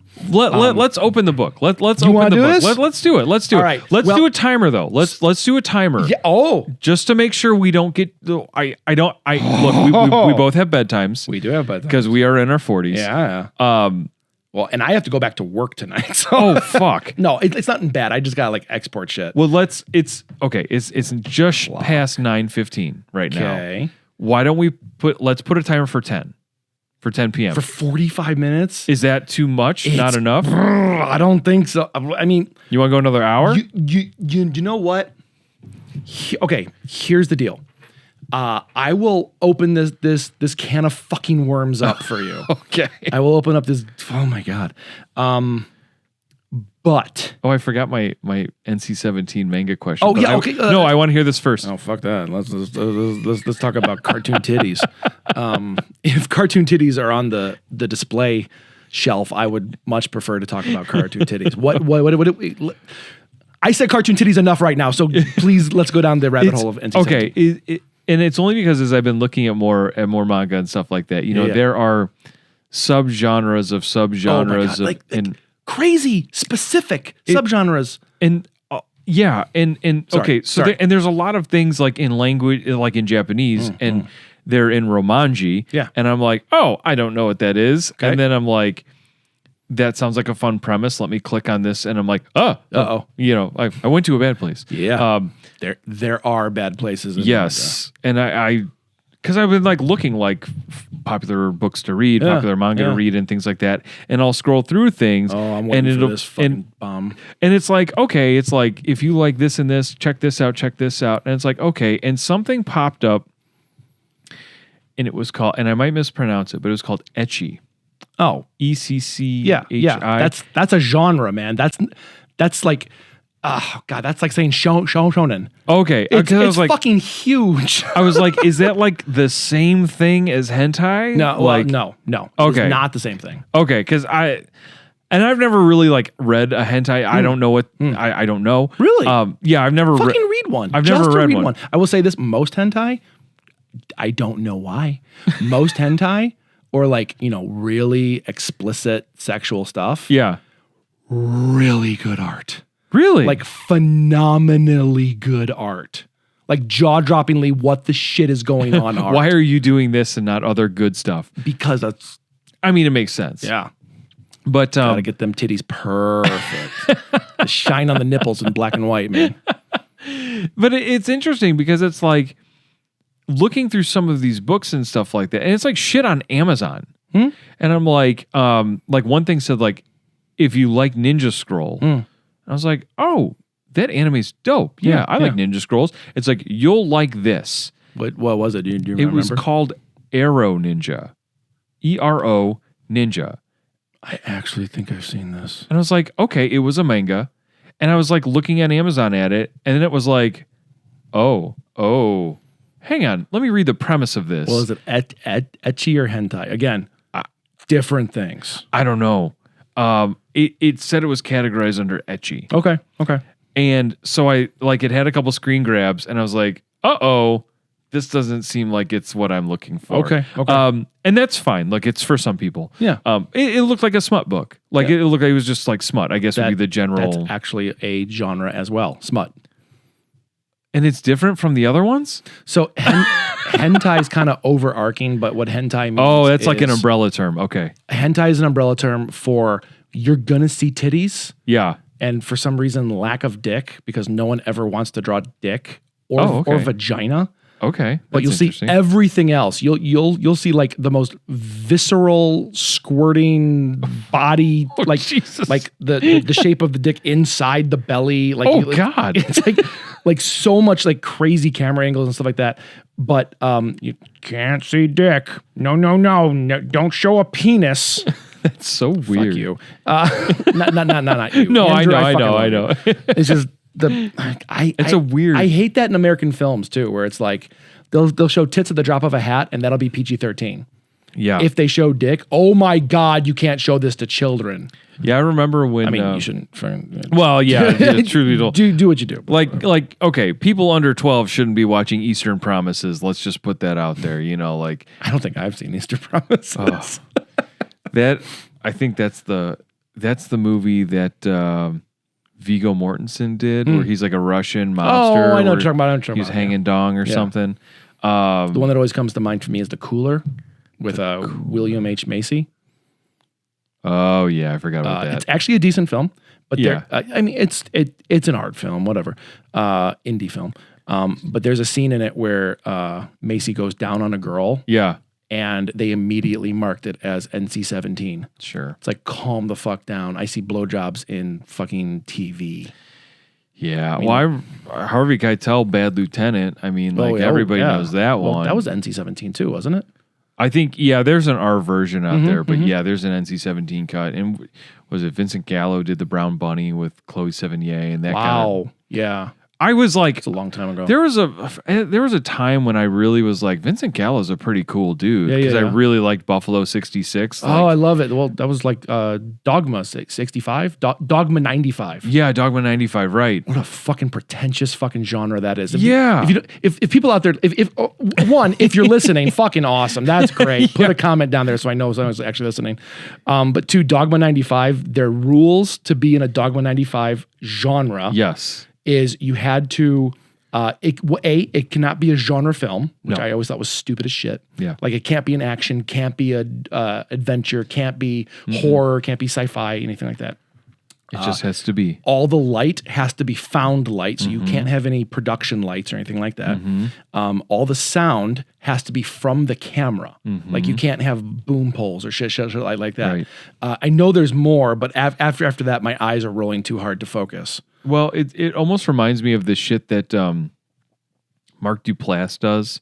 Oh, the mumblecore. Mumblecore, yeah. I can't make it through those movies. Like, I tried Creep. I tried Creep 2. There's another one. I have tried almost all of his movies because the people armchair like the Armchair Time Machine or whatever it is. I can't. I don't fucking get it. I don't get it. And somebody throw a pie. Like, I just need Peter Griffin to have a gif every 5 minutes in a Mark Duplass movie. Hey, aren't you that guy from The League? Yeah. I didn't like him in The League either. He was a whiny little fucking snatch. Yeah. I don't know, man. Like, and then it's like I always see his movies pop up. Like, people, there's a huge, everybody's trying to sensationalize everything on the internet now. Yeah. Oh yeah, these are the movies that are so scary. People couldn't stop watching them. Oh my God. No, they're not so scary that people stopped watching them. They're fucking terrible. That's why people stopped watching them. And so this new movie is making people vomit. No, it's not. I am so sick of that overhyped shit. Oh God, it's awful. Because I fall for it sometimes. I do too. Get pissed. I do too. Sometimes I'm like, if I hear like there was one movie that was coming out that I refused to pay money for, and I found a copy of it, and everybody was going nuts for it. The name is escaping. It was Serbian film, right? Oh fuck no. By the way, the only film I ever will never suggest to anybody. I would borderline never suggest Martyrs to people as well. Really? Martyrs is a tough one, dude. I mean, there are tough parts to it, but I think the film is beautiful. Like to me, it's. I mean, I think it's much better than Human Centipede. But, Human Centipede is shot so gorgeously. I hate how much I really enjoyed the cinematic experience of the first one. Oh yeah, no. 2 went off the deep end with the whole. Rest are garbage. I didn't even watch part 3. 2 was just dumb enough for me to go, I don't fucking care. I think you missed the point. I got maybe like 30 minutes in, and I'm like, really? You know what? I'm fine. Yeah. It just felt like, okay, you're just doing Saw now. Yeah, right. That's how I felt about part 2. It was There's like some movie. It's called like, I don't know, not Mr. Brightside, but like Bright Light or Light Bright or Light Bright. Something like that. I think it started with a B. I'm trying to see if I have it in my little catalog on my phone, but it's being slow. But there was some movie that came out where it was like, you know, everybody was hyped. It's the scariest thing you'll ever see. Yeah. It's Light Bright or whatever. And I'm like, Babadook? It wasn't Babadook. It because that movie was not scary. No. It just made me never want to have kids and understand why moms drowned their kids. It was like Itsy Bitsy. It was some like little like it was like a play on like an old like nursery rhyme or something like that. Okay. And it just looks so stupid. And I watched like 20 minutes of it. I'm like, yep, this is dog shit. Yeah. Like, but everyone's like, it's the scariest thing. People are like, okay, back in the days of like Lucio Fulci, like Zombie 2, when they were like, hey. Let's go down this because I've been educating myself recently on Fulci. Fulci. Yeah, Fulci. I think it just depends on if you are or aren't from Italy, how you say it. Okay. But I remember hearing, and again, I say hearing, when Zombie 2 came out, they gave you barf bags with your ticket to get in. That's such a great fucking marketing plan. Whether people use them or not, I don't know. Yeah, no. But I mean, I've seen the movie. It's look, Zombie 2 is not a good movie. It is gory as fuck, and that's the reason you watch Fulci movies. Yeah, well, except for Zombie 3. Oh yeah. Which okay, in all honesty, Zombie 3 originally shot by, I'm going to say Fulci because that's how I've been saying Yeah. Shot by Fulci. He had to go away because his dad died. Yeah. And then Bruno Mattei was hired to do reshoots and basically like recut the whole fucking movie. So that sounds about right. Ugh. Anyway. There are not many Fulci movies or Fulci movies that I have gone back and said, that's a repeat watch for me. I'd say there are probably 3. Of his whole catalog, there are 3. Suspiria?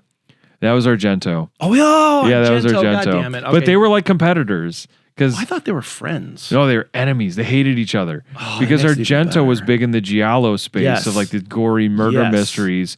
And Fulci was like just splat films. Yeah. But they each were regarded as like masters of horror. Of those genres. And Argento is such an egoist that he fucking hated that somebody was like holding a candle to him. Oh, the more I've learned, the less I like about Dario. Because I like loved that guy. Yeah, you were like, huge. I was such a Dario Argento fan.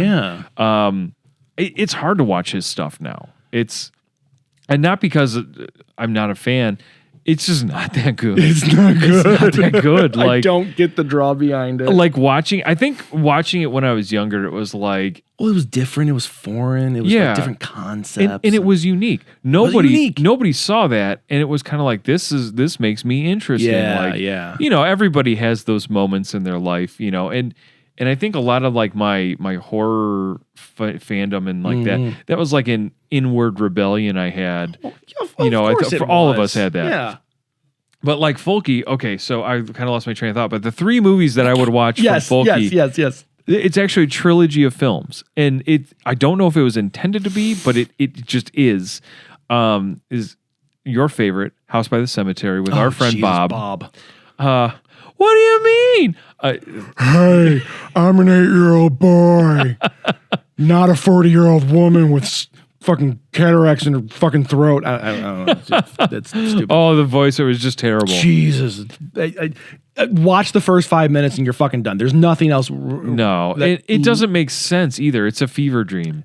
From what I've been told is it was literally edited like out of sequence, like everything. Sure. It wasn't supposed to be. They fucked up. They rushed it. I don't know if that's true or not. I hope it is. But it makes complete sense. It makes absolute sense. I mean, and because the premise, as I understand House by the Cemetery, is there is a doctor, and he moves his family to this town, and they move into this house, and that's where I stopped watching. Yeah, right there. And well, it's a haunted house, as they say, and they get a nanny, and she's evil, and then there's a ghost Italian movie. Yeah. The hell you say? There's a ghost girl that talks to Bob, the little boy. And okay, hi, ghost girl. She lived in the house at one point. Oh, you're living in my house. And I think the house was owned by another doctor named Dr. Freudstein. Oh, Dr. Freudstein. Thank you. Come look at my ghost girl.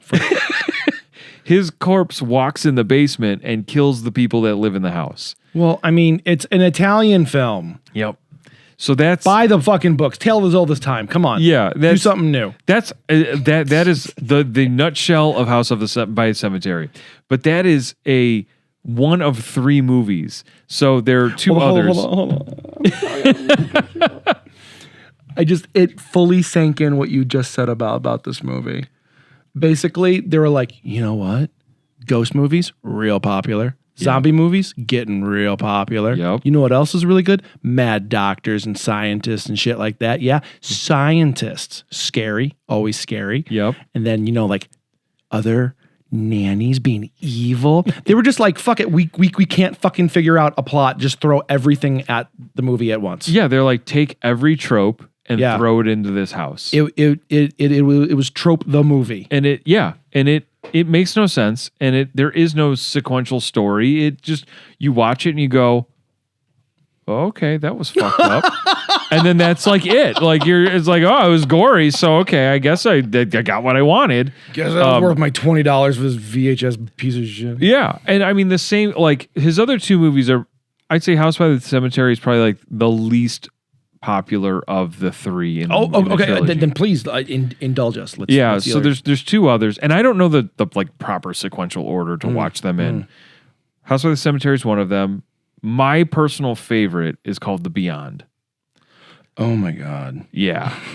So The Beyond is set in Louisiana. Oh no, The Beyond. Yes, not. Oh, why do I always get these confused? You're thinking of the Claudio Fragrazio film, aren't you? The Beyond the Third Door, Beyond fucking. There's like 10 of them, and they're all fucking trash, confusing bullshit. Anyway, I want to see The Beyond. Vinegar Syndrome just released it, and I want to see this. It's so okay. I'm gonna hold back my personal feelings to this because I don't want to influence you watching it. I really like this movie though. Okay. Because it spans a little bit. It's set in America. It's set in Louisiana, and it starts with a guy getting crucified in a hotel. Okay. And it's gory. Okay. And they're like, "Oh, you're a witch." I've seen Mel Gibson films. We're good. So then it's like, okay, flash forward. It's present day, meaning the 80s, late 70s, which is when they made the film. And the future. If you can believe it, people are moving into this new house where the man was, like, wow, what a strange concept. But there's a guy in the basement. But there's the ghost girl. There is a monster in the basement that kills somebody. Fucking Christ. Awesome. But there's no like Bob character in it. But I ruin horror movies. I will say there are some really, really great effects in this. Okay. There's one effect where a nondescript, unexplainable hand comes out of darkness and pulls a guy's eye out. There is probably one of the best headshot sequences with a pistol like I've ever seen. Really? Like seriously good or like cheesy good? No. It's phenomenal. Okay. Like they're in a hotel and guy pulls a gun, pulls a trigger, and you see the actress's head go back, and the cut is like seamless to the dummy that comes up and just gloop flies out of the massive hole in the front of her head. And like as a kid, you're like, holy fuck, dude. Yeah, if you can magic the cuts and magic the effects, you have me as a kid, dude. The Beyond is probably Folky's masterpiece. No shit. Like if you want to use that broad of a that lofty of a word, because the effects are good, the story is sequential, and that's shocking. That should be like a base requirement, but for him, that's like big time. Yeah. But it's also interesting because it deals with what he believed death was. Oh. And he has a very unique concept of what death was. He believed for some reason it's an Argento film. That's death. Death is Argento. Yeah, just over and over and over. It's Sorry, almost, I did not mean to. No. It's almost stranger than that, though. Like everybody has kind of some concept, whether implanted or unique of their own volition of like what they think happens when they die. Folky believed that your body laid in this room with other bodies, collecting cobwebs, like.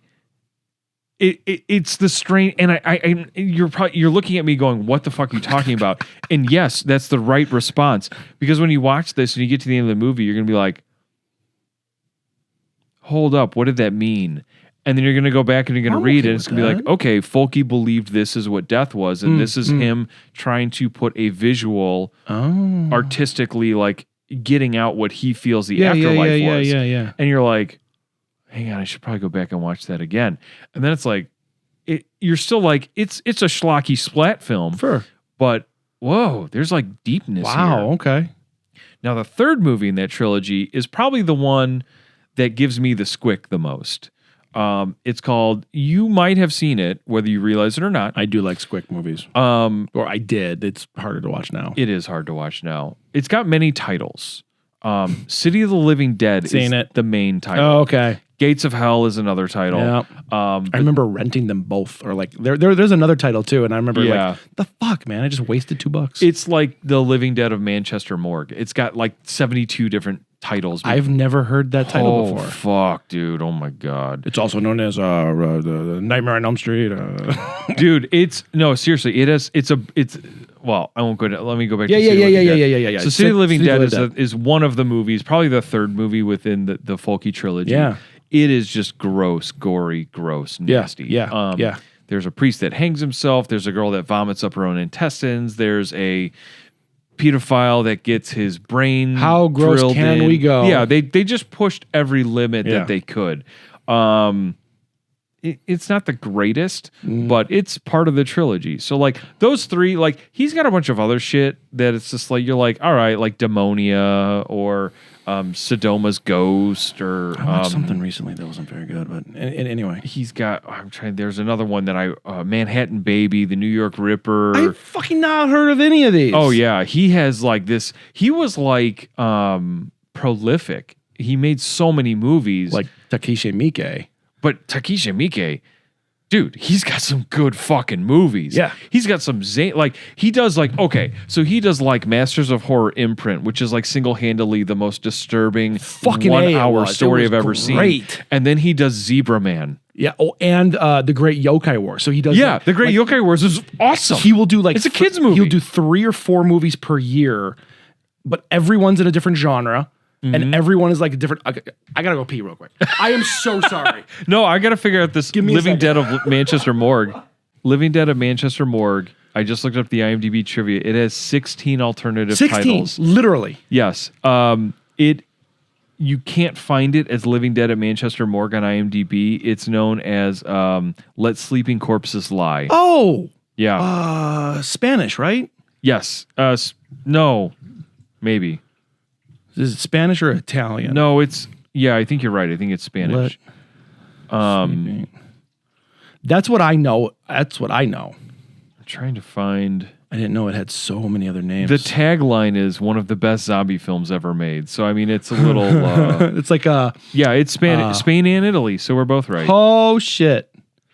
I'm just trying to find all the different titles. Monstrous corpse. This is good podcasting. This is riveting.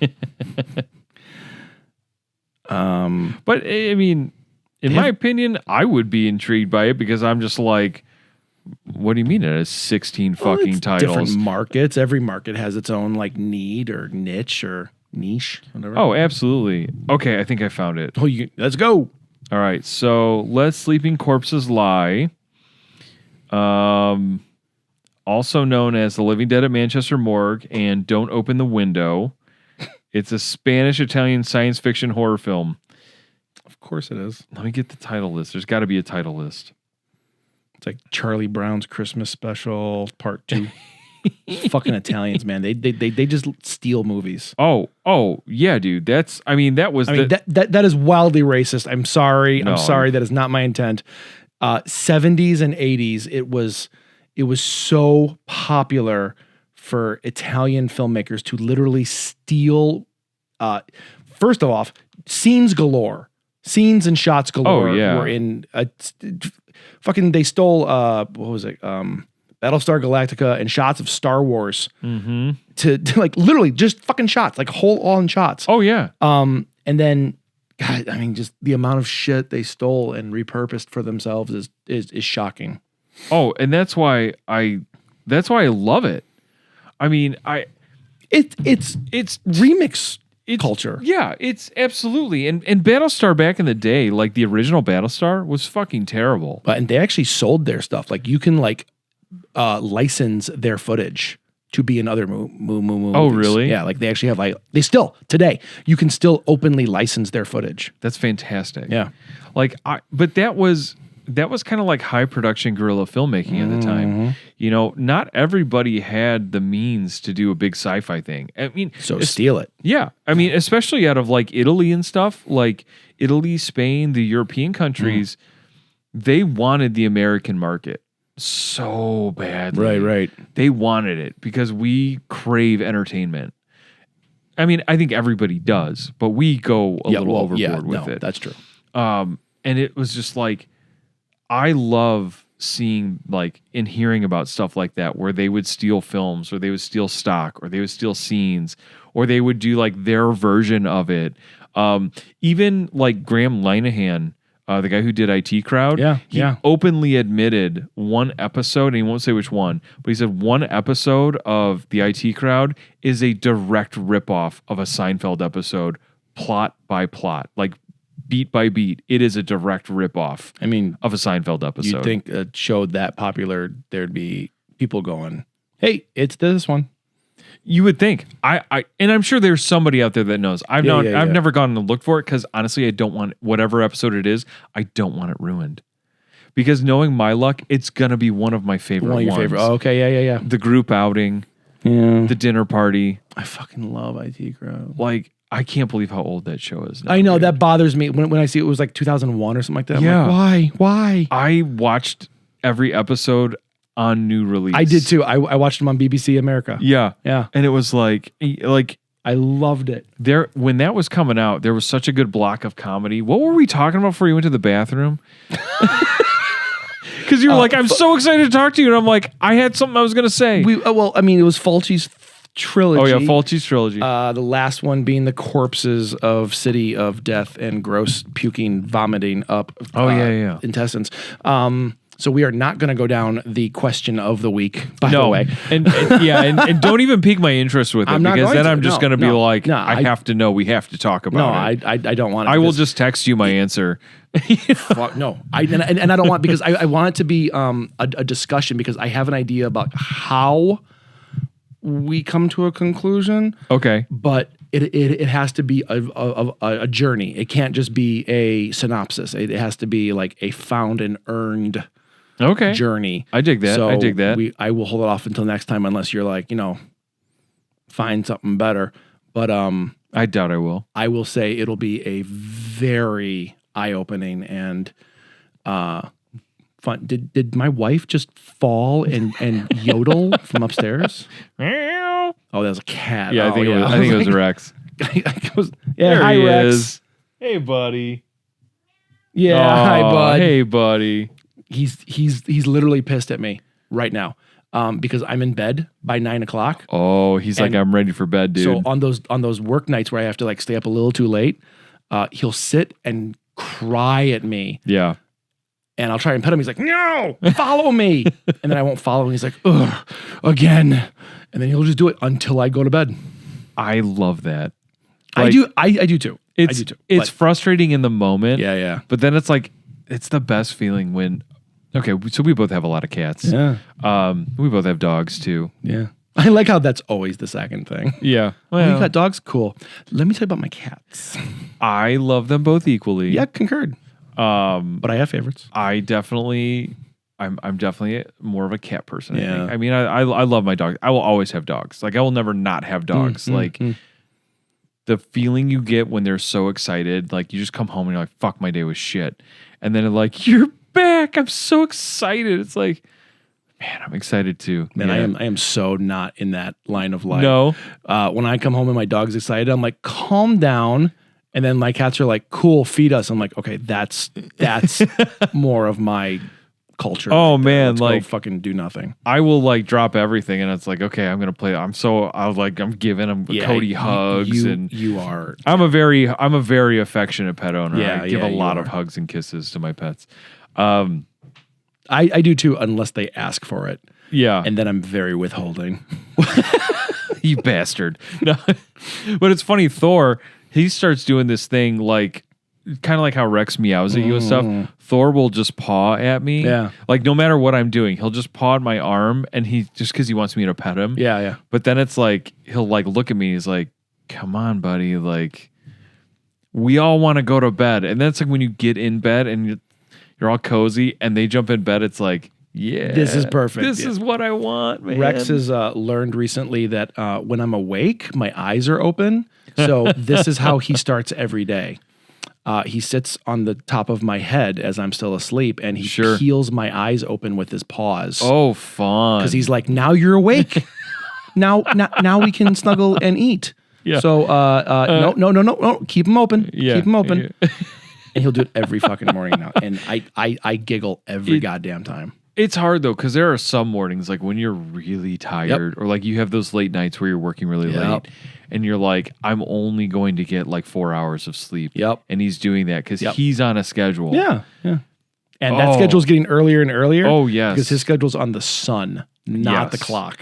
It's eerie how accurate they are though. It's terrifying. I don't need an alarm clock because Ellie will wake me up at 5 o'clock no matter what. Yeah.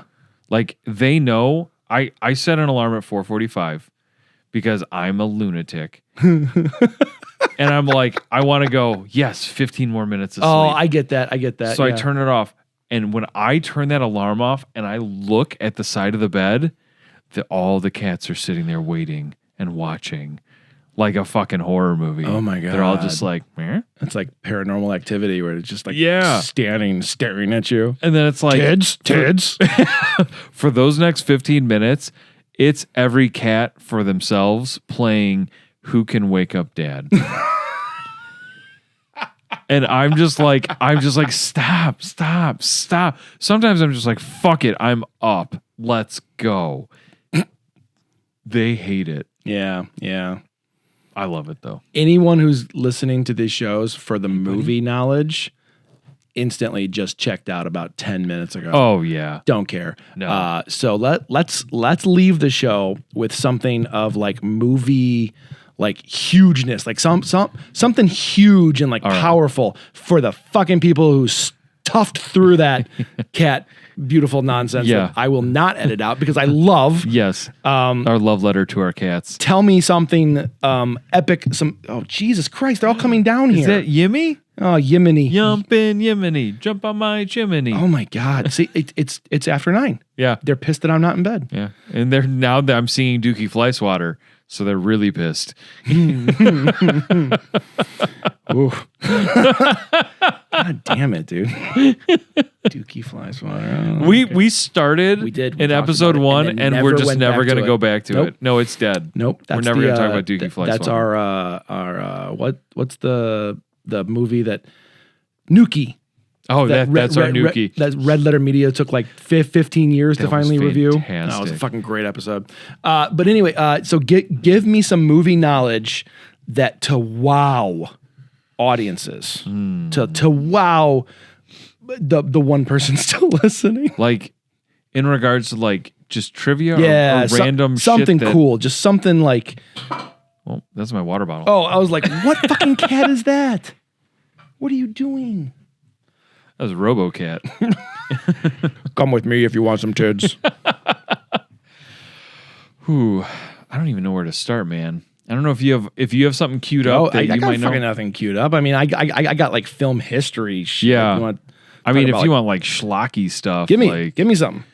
I'll try to think of something. I'm trying to think of like a connection that people wouldn't make a connection or something, but on the spot, it's always hard. The Jeopardy syndrome. Yeah, exactly. Like when it's organic, it's like, oh, and by the way, did you know that so and so? Trying to think of like just shit that I've been into, like rewatching recently or been into. I'm drawing a mega blank right now. 80s movie. What's the first 80s movie that comes to mind? For some reason, it's Vice Versa. And I don't know why. So Vice Versa. What the fuck? Where did that come from? I don't know. The people in Vice Versa don't even remember what Vice Versa was. I mean, does anyone remember Judge Reinhold? Does Judge Reinhold? Oh, was that Judge Reinhold? Yeah, it was Judge Reinhold and Fred Savage. And it was part of the body swapping phenomenon back in the day. I thought that was the black and white guy. But Vice Versa is, oh my God. Yeah. Fred Savage was just starting to come up. He had the Wonder Years. He had Little Monsters. I think that was right before Little Monsters came out. Yeah, because Little Monsters kind of like blew him up as like an icon, right? Like a child icon. That movie was something else, man. Like that movie fucking like, that was one of those movies where you're like, I think I really like scary shit. Like, yeah, okay. So give me something about Little Monsters. You hold these nuggets of fucking gold, and I'm just gonna keep talking until like you can actually like think about something, because Little Monsters is like, I know it's on your pantheon. Little Monsters is, and it's hard to watch now because I just don't like Howie Mandel. It's real hard to watch now, but like think of this cast. Okay, like let's just really quickly let's talk about the cast. You've got Daniel Stern, who also was related to, he was the dad, and he was also the voice of Kevin Arnold in the Wonder Years. He did the voiceover. No, I didn't know that. With just Fred Savage. No shit. Yeah. So you've got that. You've got Fred and Ben Savage. Ben Savage plays his little brother in the movie, and his brother in real life. Everybody knows him from Boy Meets World. You've got Howie Mandel. He plays the main cool monster. Yeah. The main villain monster, who's like the big fat guy with the peg leg, and you would never know it from the makeup, but you've seen Bob Hope. You've seen The Burbs. Yeah. Okay. Remember Tom Hanks's neighbor who was kind of like always eating his food and stuff like that? The chubby guy? Yeah. Yeah. That was him. Yeah. He was in all that makeup. Like, wow. And he was phenomenal. Holy shit. Like, that was like one of those first movies, like as a kid, where you heard The Doors for the first time, because the end credit song is The Doors. That movie fucking opened your eyes to like, and that was Monsters Inc. Like that was Monsters Inc., but it was all under Monsters the bed. Inc. Essentially, that was Monsters Inc. That's the same fucking plot. It's the same plot. Like there's a whole underworld of monsters, and the effects were so good in it. Oh, so cool. It was like early Tim Burton. Totally. Before Tim Burton really had like a grasp on the style. Totally. And it was such a unique plot, but not unique at all. Well, I mean, yeah. I don't know. There's just something about kids on bikes. Something about kids on bikes in the 80s solving mysteries. Like, I get that. Everybody had a Scooby Gang. There's something about that movie that was just so fucking cool. And that was one of those movies where I watched it and I went, okay, it's a really good movie, but I really like the scary parts. Yeah. Me too. I really think I like scary shit. And like, not like for like, not because I'm like trying to like get attention, but because I like, this is actually, it's exciting. Yeah. Little Monsters was just awesome. So yeah, I guess that'd be the bigger nugget, is the relation of people in their working lives. That was fantastic. Yeah, I had no idea. There's what other stuff? What is anything like kind of like connected to Little Monsters. So give me something from Little Monsters. Yeah, give me some. I'm trying to think. All right, fuck it. We're gonna play 6 Degrees of Kevin Bacon, but not with Kevin Bacon. No, not with Kevin Bacon. No, 6 Degrees. Yeah. All right, here we go. Okay. You ready? Yeah, I'm ready. From Little Monsters. Okay. And I am not trying to do this in my head. I'm just going to give you fucking something random, and I know you're actually good at this. So. I hope so. It's been a while since I've used these skills. Bring me to Titanic. Oh, okay. I'm trying to think of something big enough with a lot of fucking names in it. Yeah, I think I can do it. You just got to give me a second to. Yeah. I think I can do it.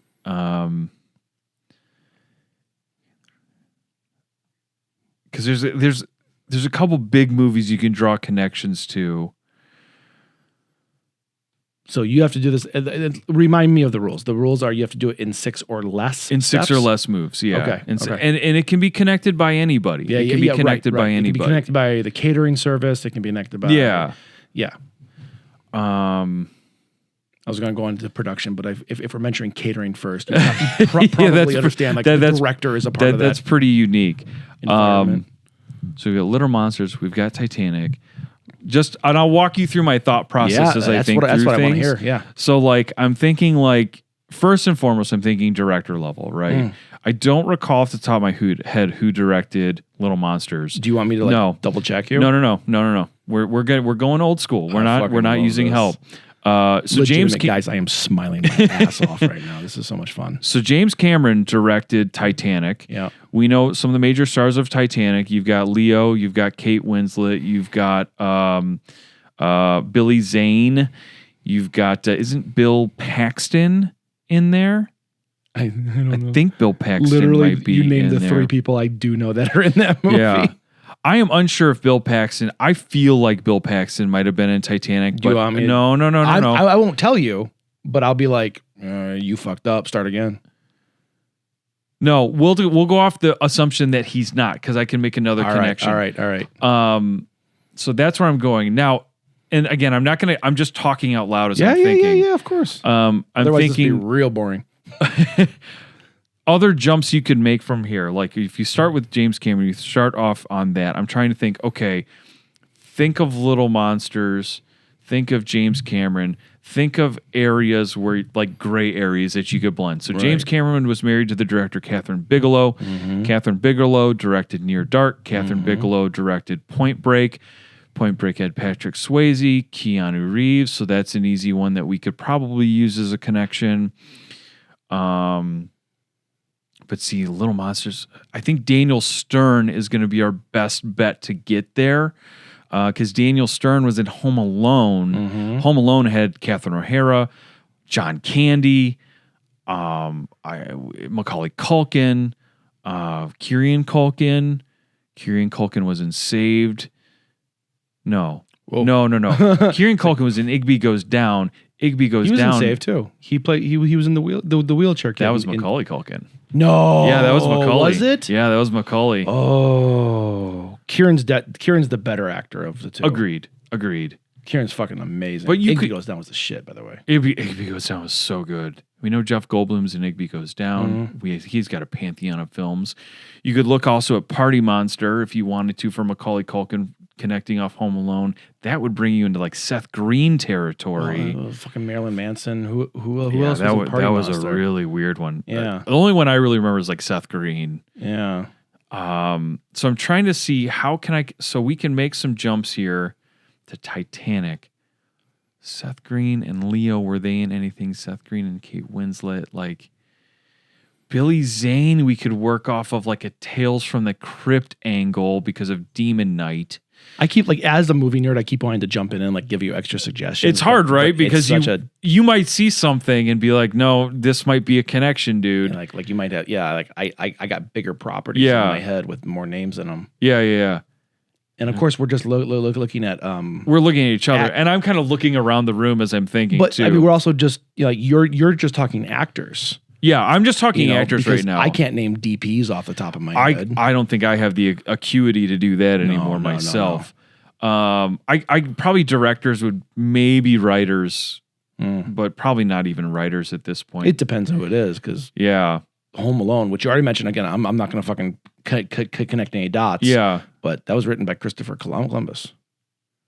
Yes, it was directed. Both. No. Yeah, John Hughes wrote it. Yes, it was directed by Christopher. And see, now Columbus. that opens a whole other can of worms. You're so right. Yeah. Because now you can bring in Harry Potter franchise, which would be rare that we'd find anybody connecting them Really? in there, but there might be.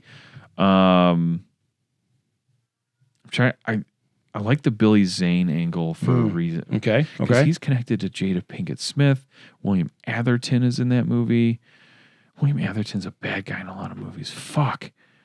You keep talking. I'm going to talk to the people. Yeah. I'm going to be like a sports announcer for this because this is. I mean, I am like you. Fucking keep working. I know. Jesus, I sound like a bad father. I had to adjust the headset so I didn't hear you so much. You fucking keep working. You get back out there and make this money.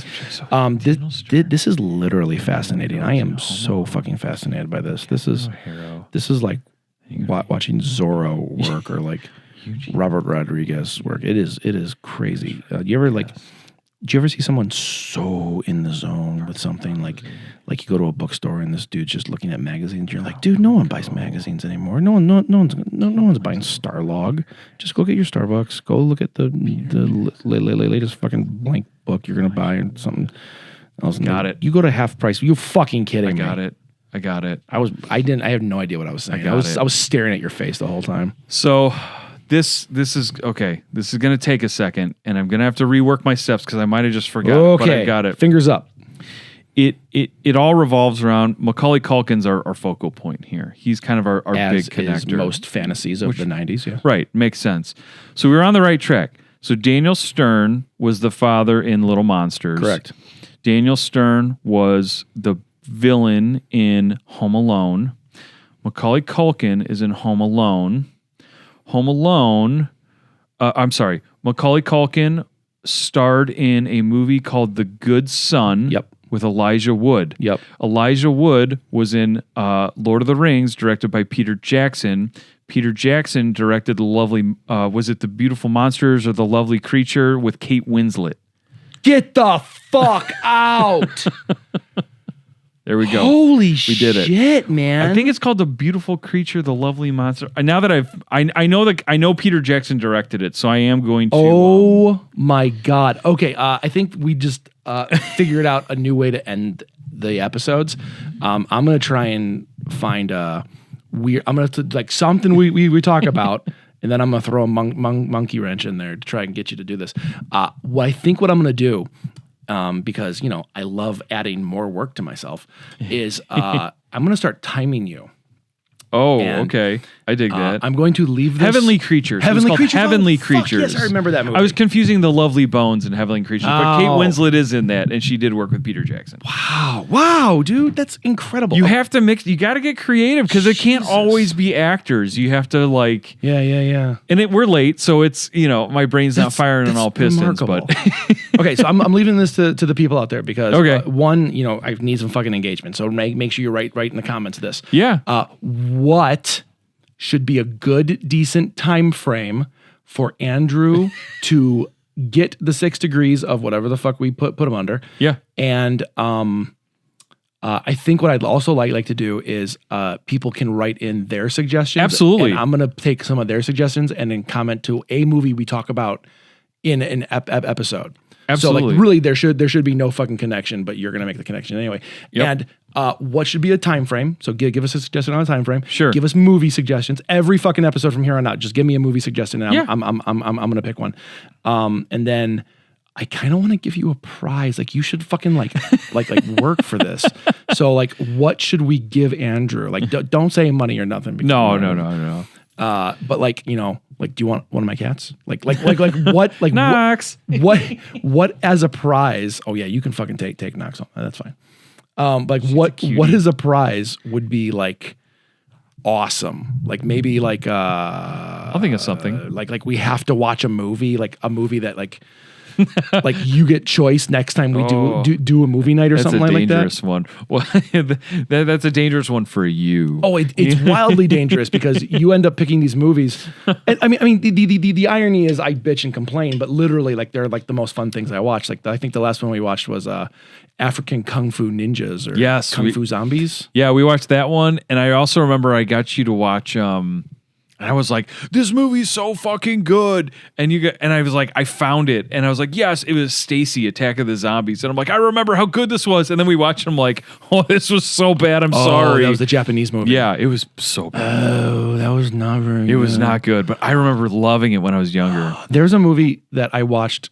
I say recently, but it happened during COVID, so of course, Yeah, so recently. I can't tell you what the name of the movie is. I can't remember. That's okay. But it was a Japanese movie kind of in the same vein. Sure. Of like super fucking low quality. It's like, hey, I got a handy cam. Let's go make a movie. Mm-hmm. And it's about a girl, a Japanese schoolgirl who falls in love with a zombie because he's dead. Okay.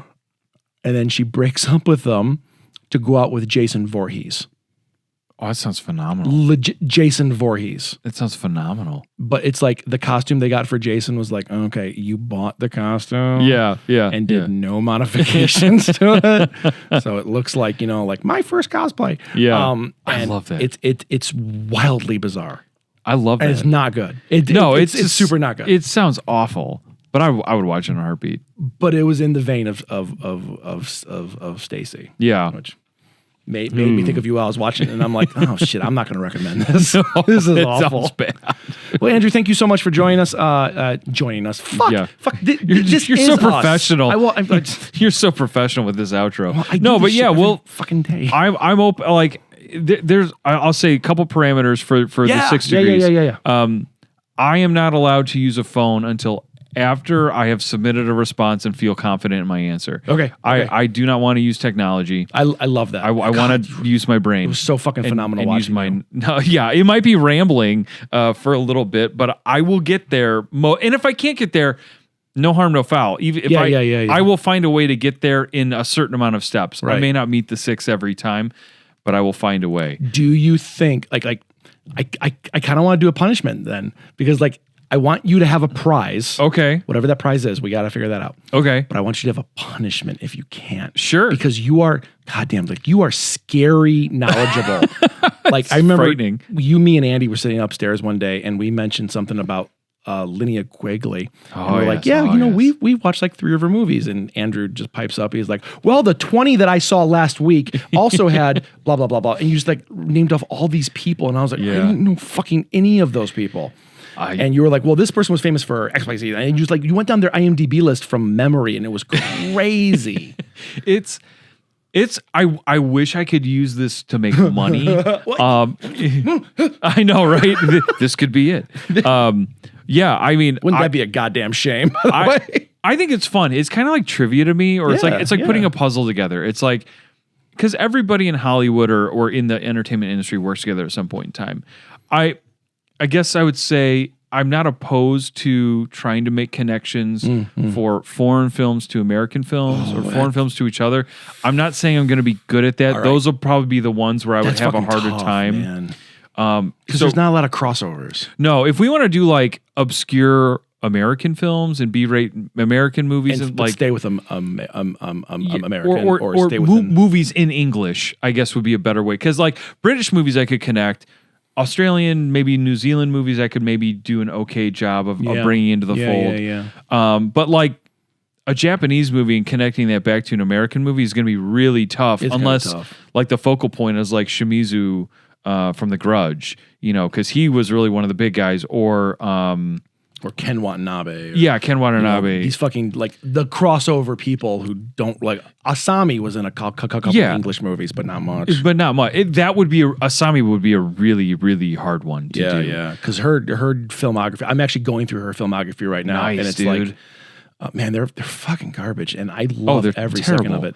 She did Pink films. Toilet of the Dead. Yeah. Toilet of the Dead. Zombie Ass. Yeah, Zombie Ass of the Dead. Have you watched Lust of the Dead? There's 5 of them. I have them all. I am just waiting to watch them. I can't. It's maybe those are ones we watch together, because it's I've wanted to try, but I'm I don't want to be watching it alone, and then Andrea comes down and she's like, "What are you watching?" I'm like, "I feel dirty." It just looks like it's gonna be scummy. And it's definitely not a movie you can. I think most bad movies, you have to watch with someone else. Yeah. Yeah.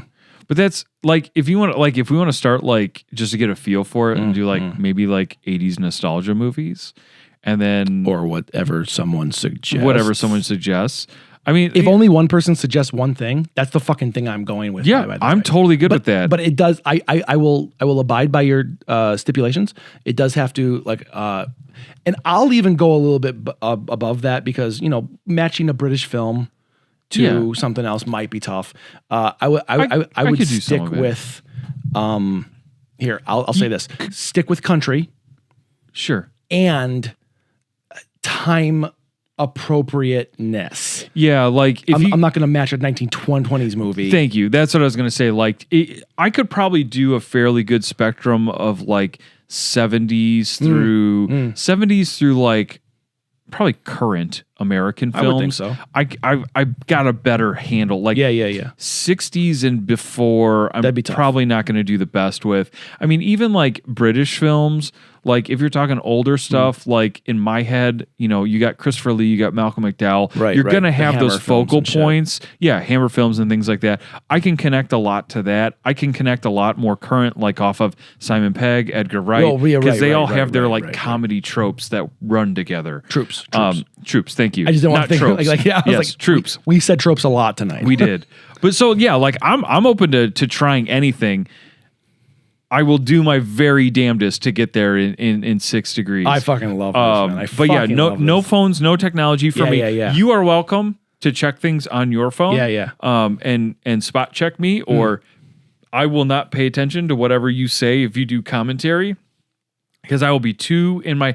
All I ask is at some point in time I might need paper. Like a pen and paper. Oh, I mean that makes sense. That's stupid. Like you can't expect someone to do this shit in their head, after the age of 21. Yeah, you got responsibilities. Yeah, there's other shit still in your head. Do. Yeah, exactly. But I get. Do you want to do one more before we end? Do you really? Do you want to? Yeah, it's fun. Do you want to try one more? And like we'll just see if I can do it. If we can't do it, fuck it. Who cares? But all right. Like that's just one for fun. That's how we're gonna wrap. We'll hook everybody. So Toilet of the Dead. No, I'm kidding. Give me something to start. All right, let's stick in the 80s sphere. I don't want to do anything too like easy. Why don't we? And I don't want to overthink it either. Just fucking give me something, because I have to overthink it. Well, let's start. Oh fuck! Everything I'm thinking of, I feel like it's gonna be too hard. Let's go with the Warriors, and I don't know why. Wow, what you are fucking backing yourself into a corner here. I know there's like not a lot going on there. Maybe that's not a good place to start. No, I mean like let me give you horror nightmares of trying to relate to shit. Warriors is not one of those movies. Like, no. Can you name 2 actors in that movie? I don't know if I could give you their real names. That's what I'm saying. Yeah. No, yeah, it wouldn't work. No. All right, I take it back. I rescind it. Come on. I rescind it. Give me the first movie you think of with this on the cover. Okay. A car. Christine. Wow. Shit. Okay. God damn, dude. Fuck. Okay. I think I can make that work. You fucking better, because that's what we're going with. Okay, Christine do you want to stay in the 80s, or do you want to go out branching it? Yeah. Whatever you're feeling. Whatever I'm feeling. Yeah, whatever you're feeling. In the correct stipulations of, and I'm going to say this, not obscure genres. Like, I'm not going to give you Kenneth Anger movies. Yeah. I mean, please don't. I mean, if you want me to try and connect something to Lair of the White Worm, I'll try. Jesus. But or the witches, or not the devils. Wow. Good comeback, man. I always think I stump people with that, and they're like, "Oh no, here's his discography." I'm like, "Oh." I could probably do Lair of the White Worm, because you got not Benedict Cumberbatch. Stop! I'm gonna give you something. Okay. Okay. What movie did you pick? Warriors? No, we picked a different one. Vice versa? Christine. What did you pick? Christine.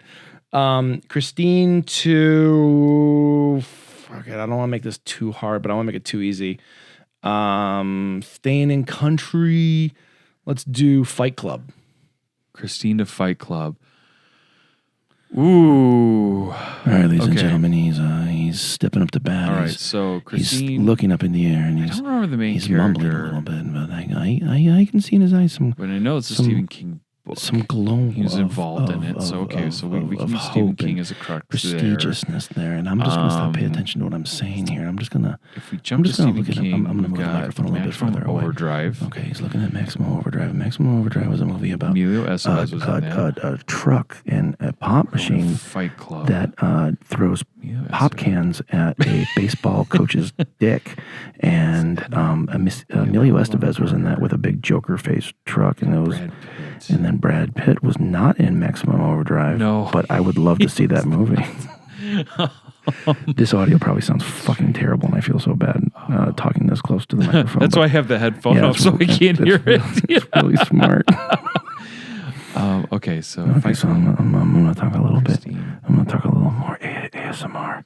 So he's thinking about Christine right now. Christine is the movie in question, and if we just sit here and pay attention long enough, I think I'm going to start playing Duck Hunt. Man, Brad Pitt's got a. I'm really glad I got to pee because that was really fun. Ocean's 11 was a movie. It had Damon. It did have Matt Damon in it. Do you know who Matt Damon is? He was the guy who was lost on Mars, and no one went to go get him. They really should have. He was also in Air, which is actually pretty good. We just watched that the other night. Johnny Depp was in a movie called. He was in a movie called West Side Story, and West Side Story was. I got it. Yeah, I got it. For sure. Okay, so Christine was written by Stephen King. 1. Stephen King wrote Secret Window. 2. Which starred Johnny Depp. Yes. Johnny Depp. It was in pretty much, I mean, we'll just pick a fucking movie by Tim Burton, which has Helena Bonham Carter. All of them. So specifically, we'll say Alice in Wonderland. Okay. And then we're going to Fight Club. Helena Bonham Carter was in Fight Club. Oh, son of a bitch! Yeah. I didn't put that together. Yeah. We got it. Hold on. So that was 4, I think. Yeah, let's talk. Stephen King. Yeah. To Johnny Depp. Yep. To Helena Bonham Carter. Yep. You did it in 3. I did in 3. Yeah. It's fun. I like doing these things. All right. This is going to be a weekly thing.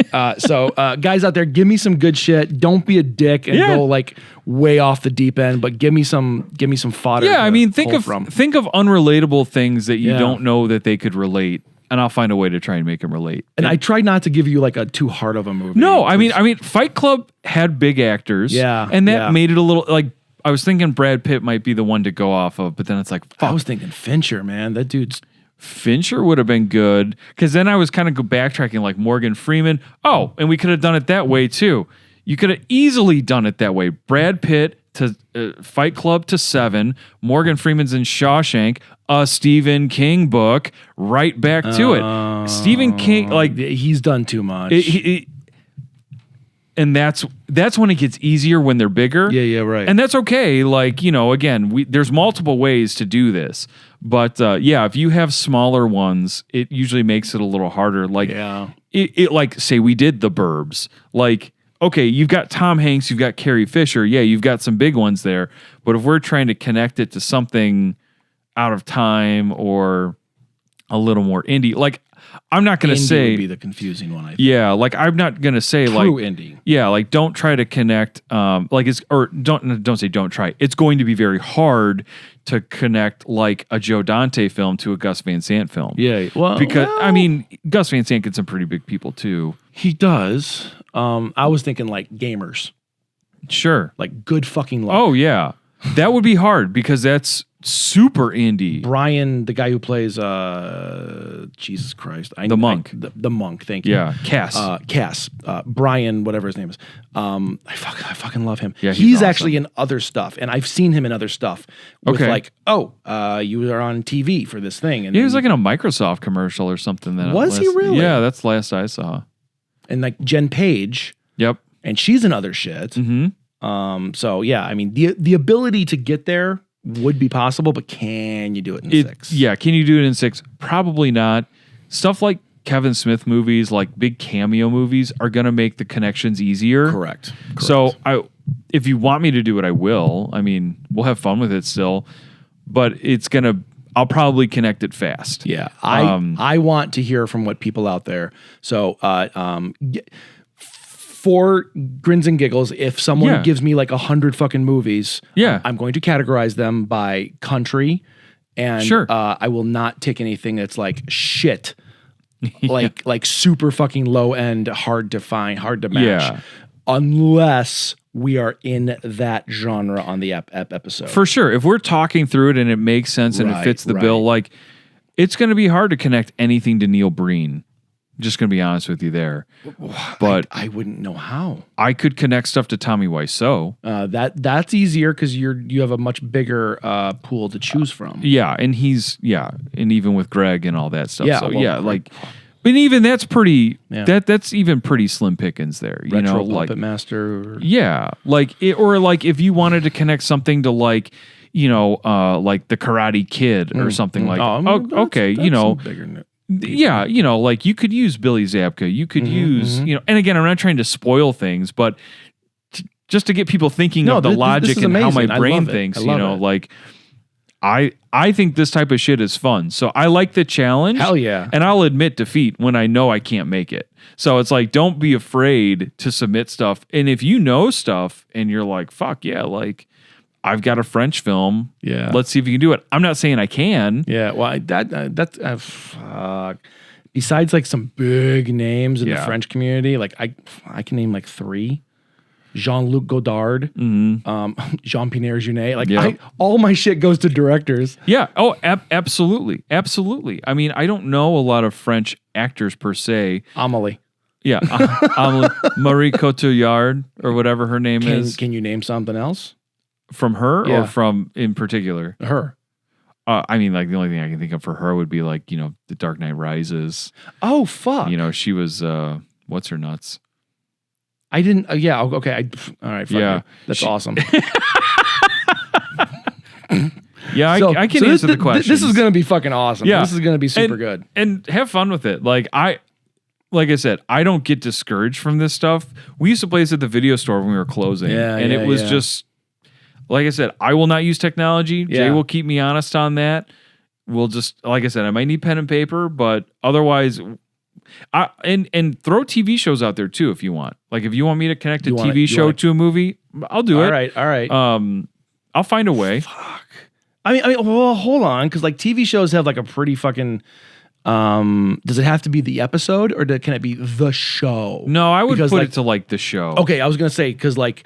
I don't know the big like Law and Order. Like I've never watched an episode of Law and Order. It just doesn't interest me.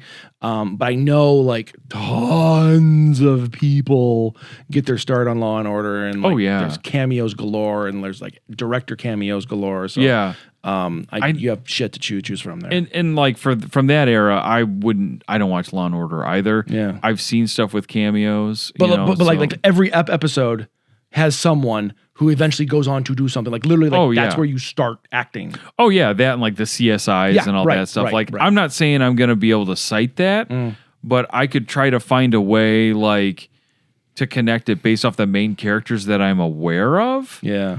But it's going to be tough if it's stuff like that, or if it's like because I just don't watch those crime shows that. But I mean, that doesn't mean I'm not going to try. Right. Okay, so especially if I know part of the mix. Yeah, and if there's something, if it's like I've never seen that, maybe that's where we insert a mulligan rule. Not a mulligan, but it's like if you want to give me one big name from that show. Okay. Where it's like, okay, I haven't seen this show. Okay. Here's a name. How about this? Because I like making fucking game rules. This is like my greatest fucking thing I love to do. I'm with you.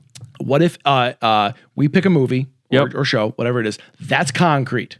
Sure. Yeah. And I will give you something from someone, but now you get +1 to your moves. Okay. Yeah. I like that. I like that we're doing D. It's like a lifeline type of thing. It's like a lifeline. You get a +1. So not on 6, now you have 7. Yeah. But you're literally connecting something you have never seen to something else.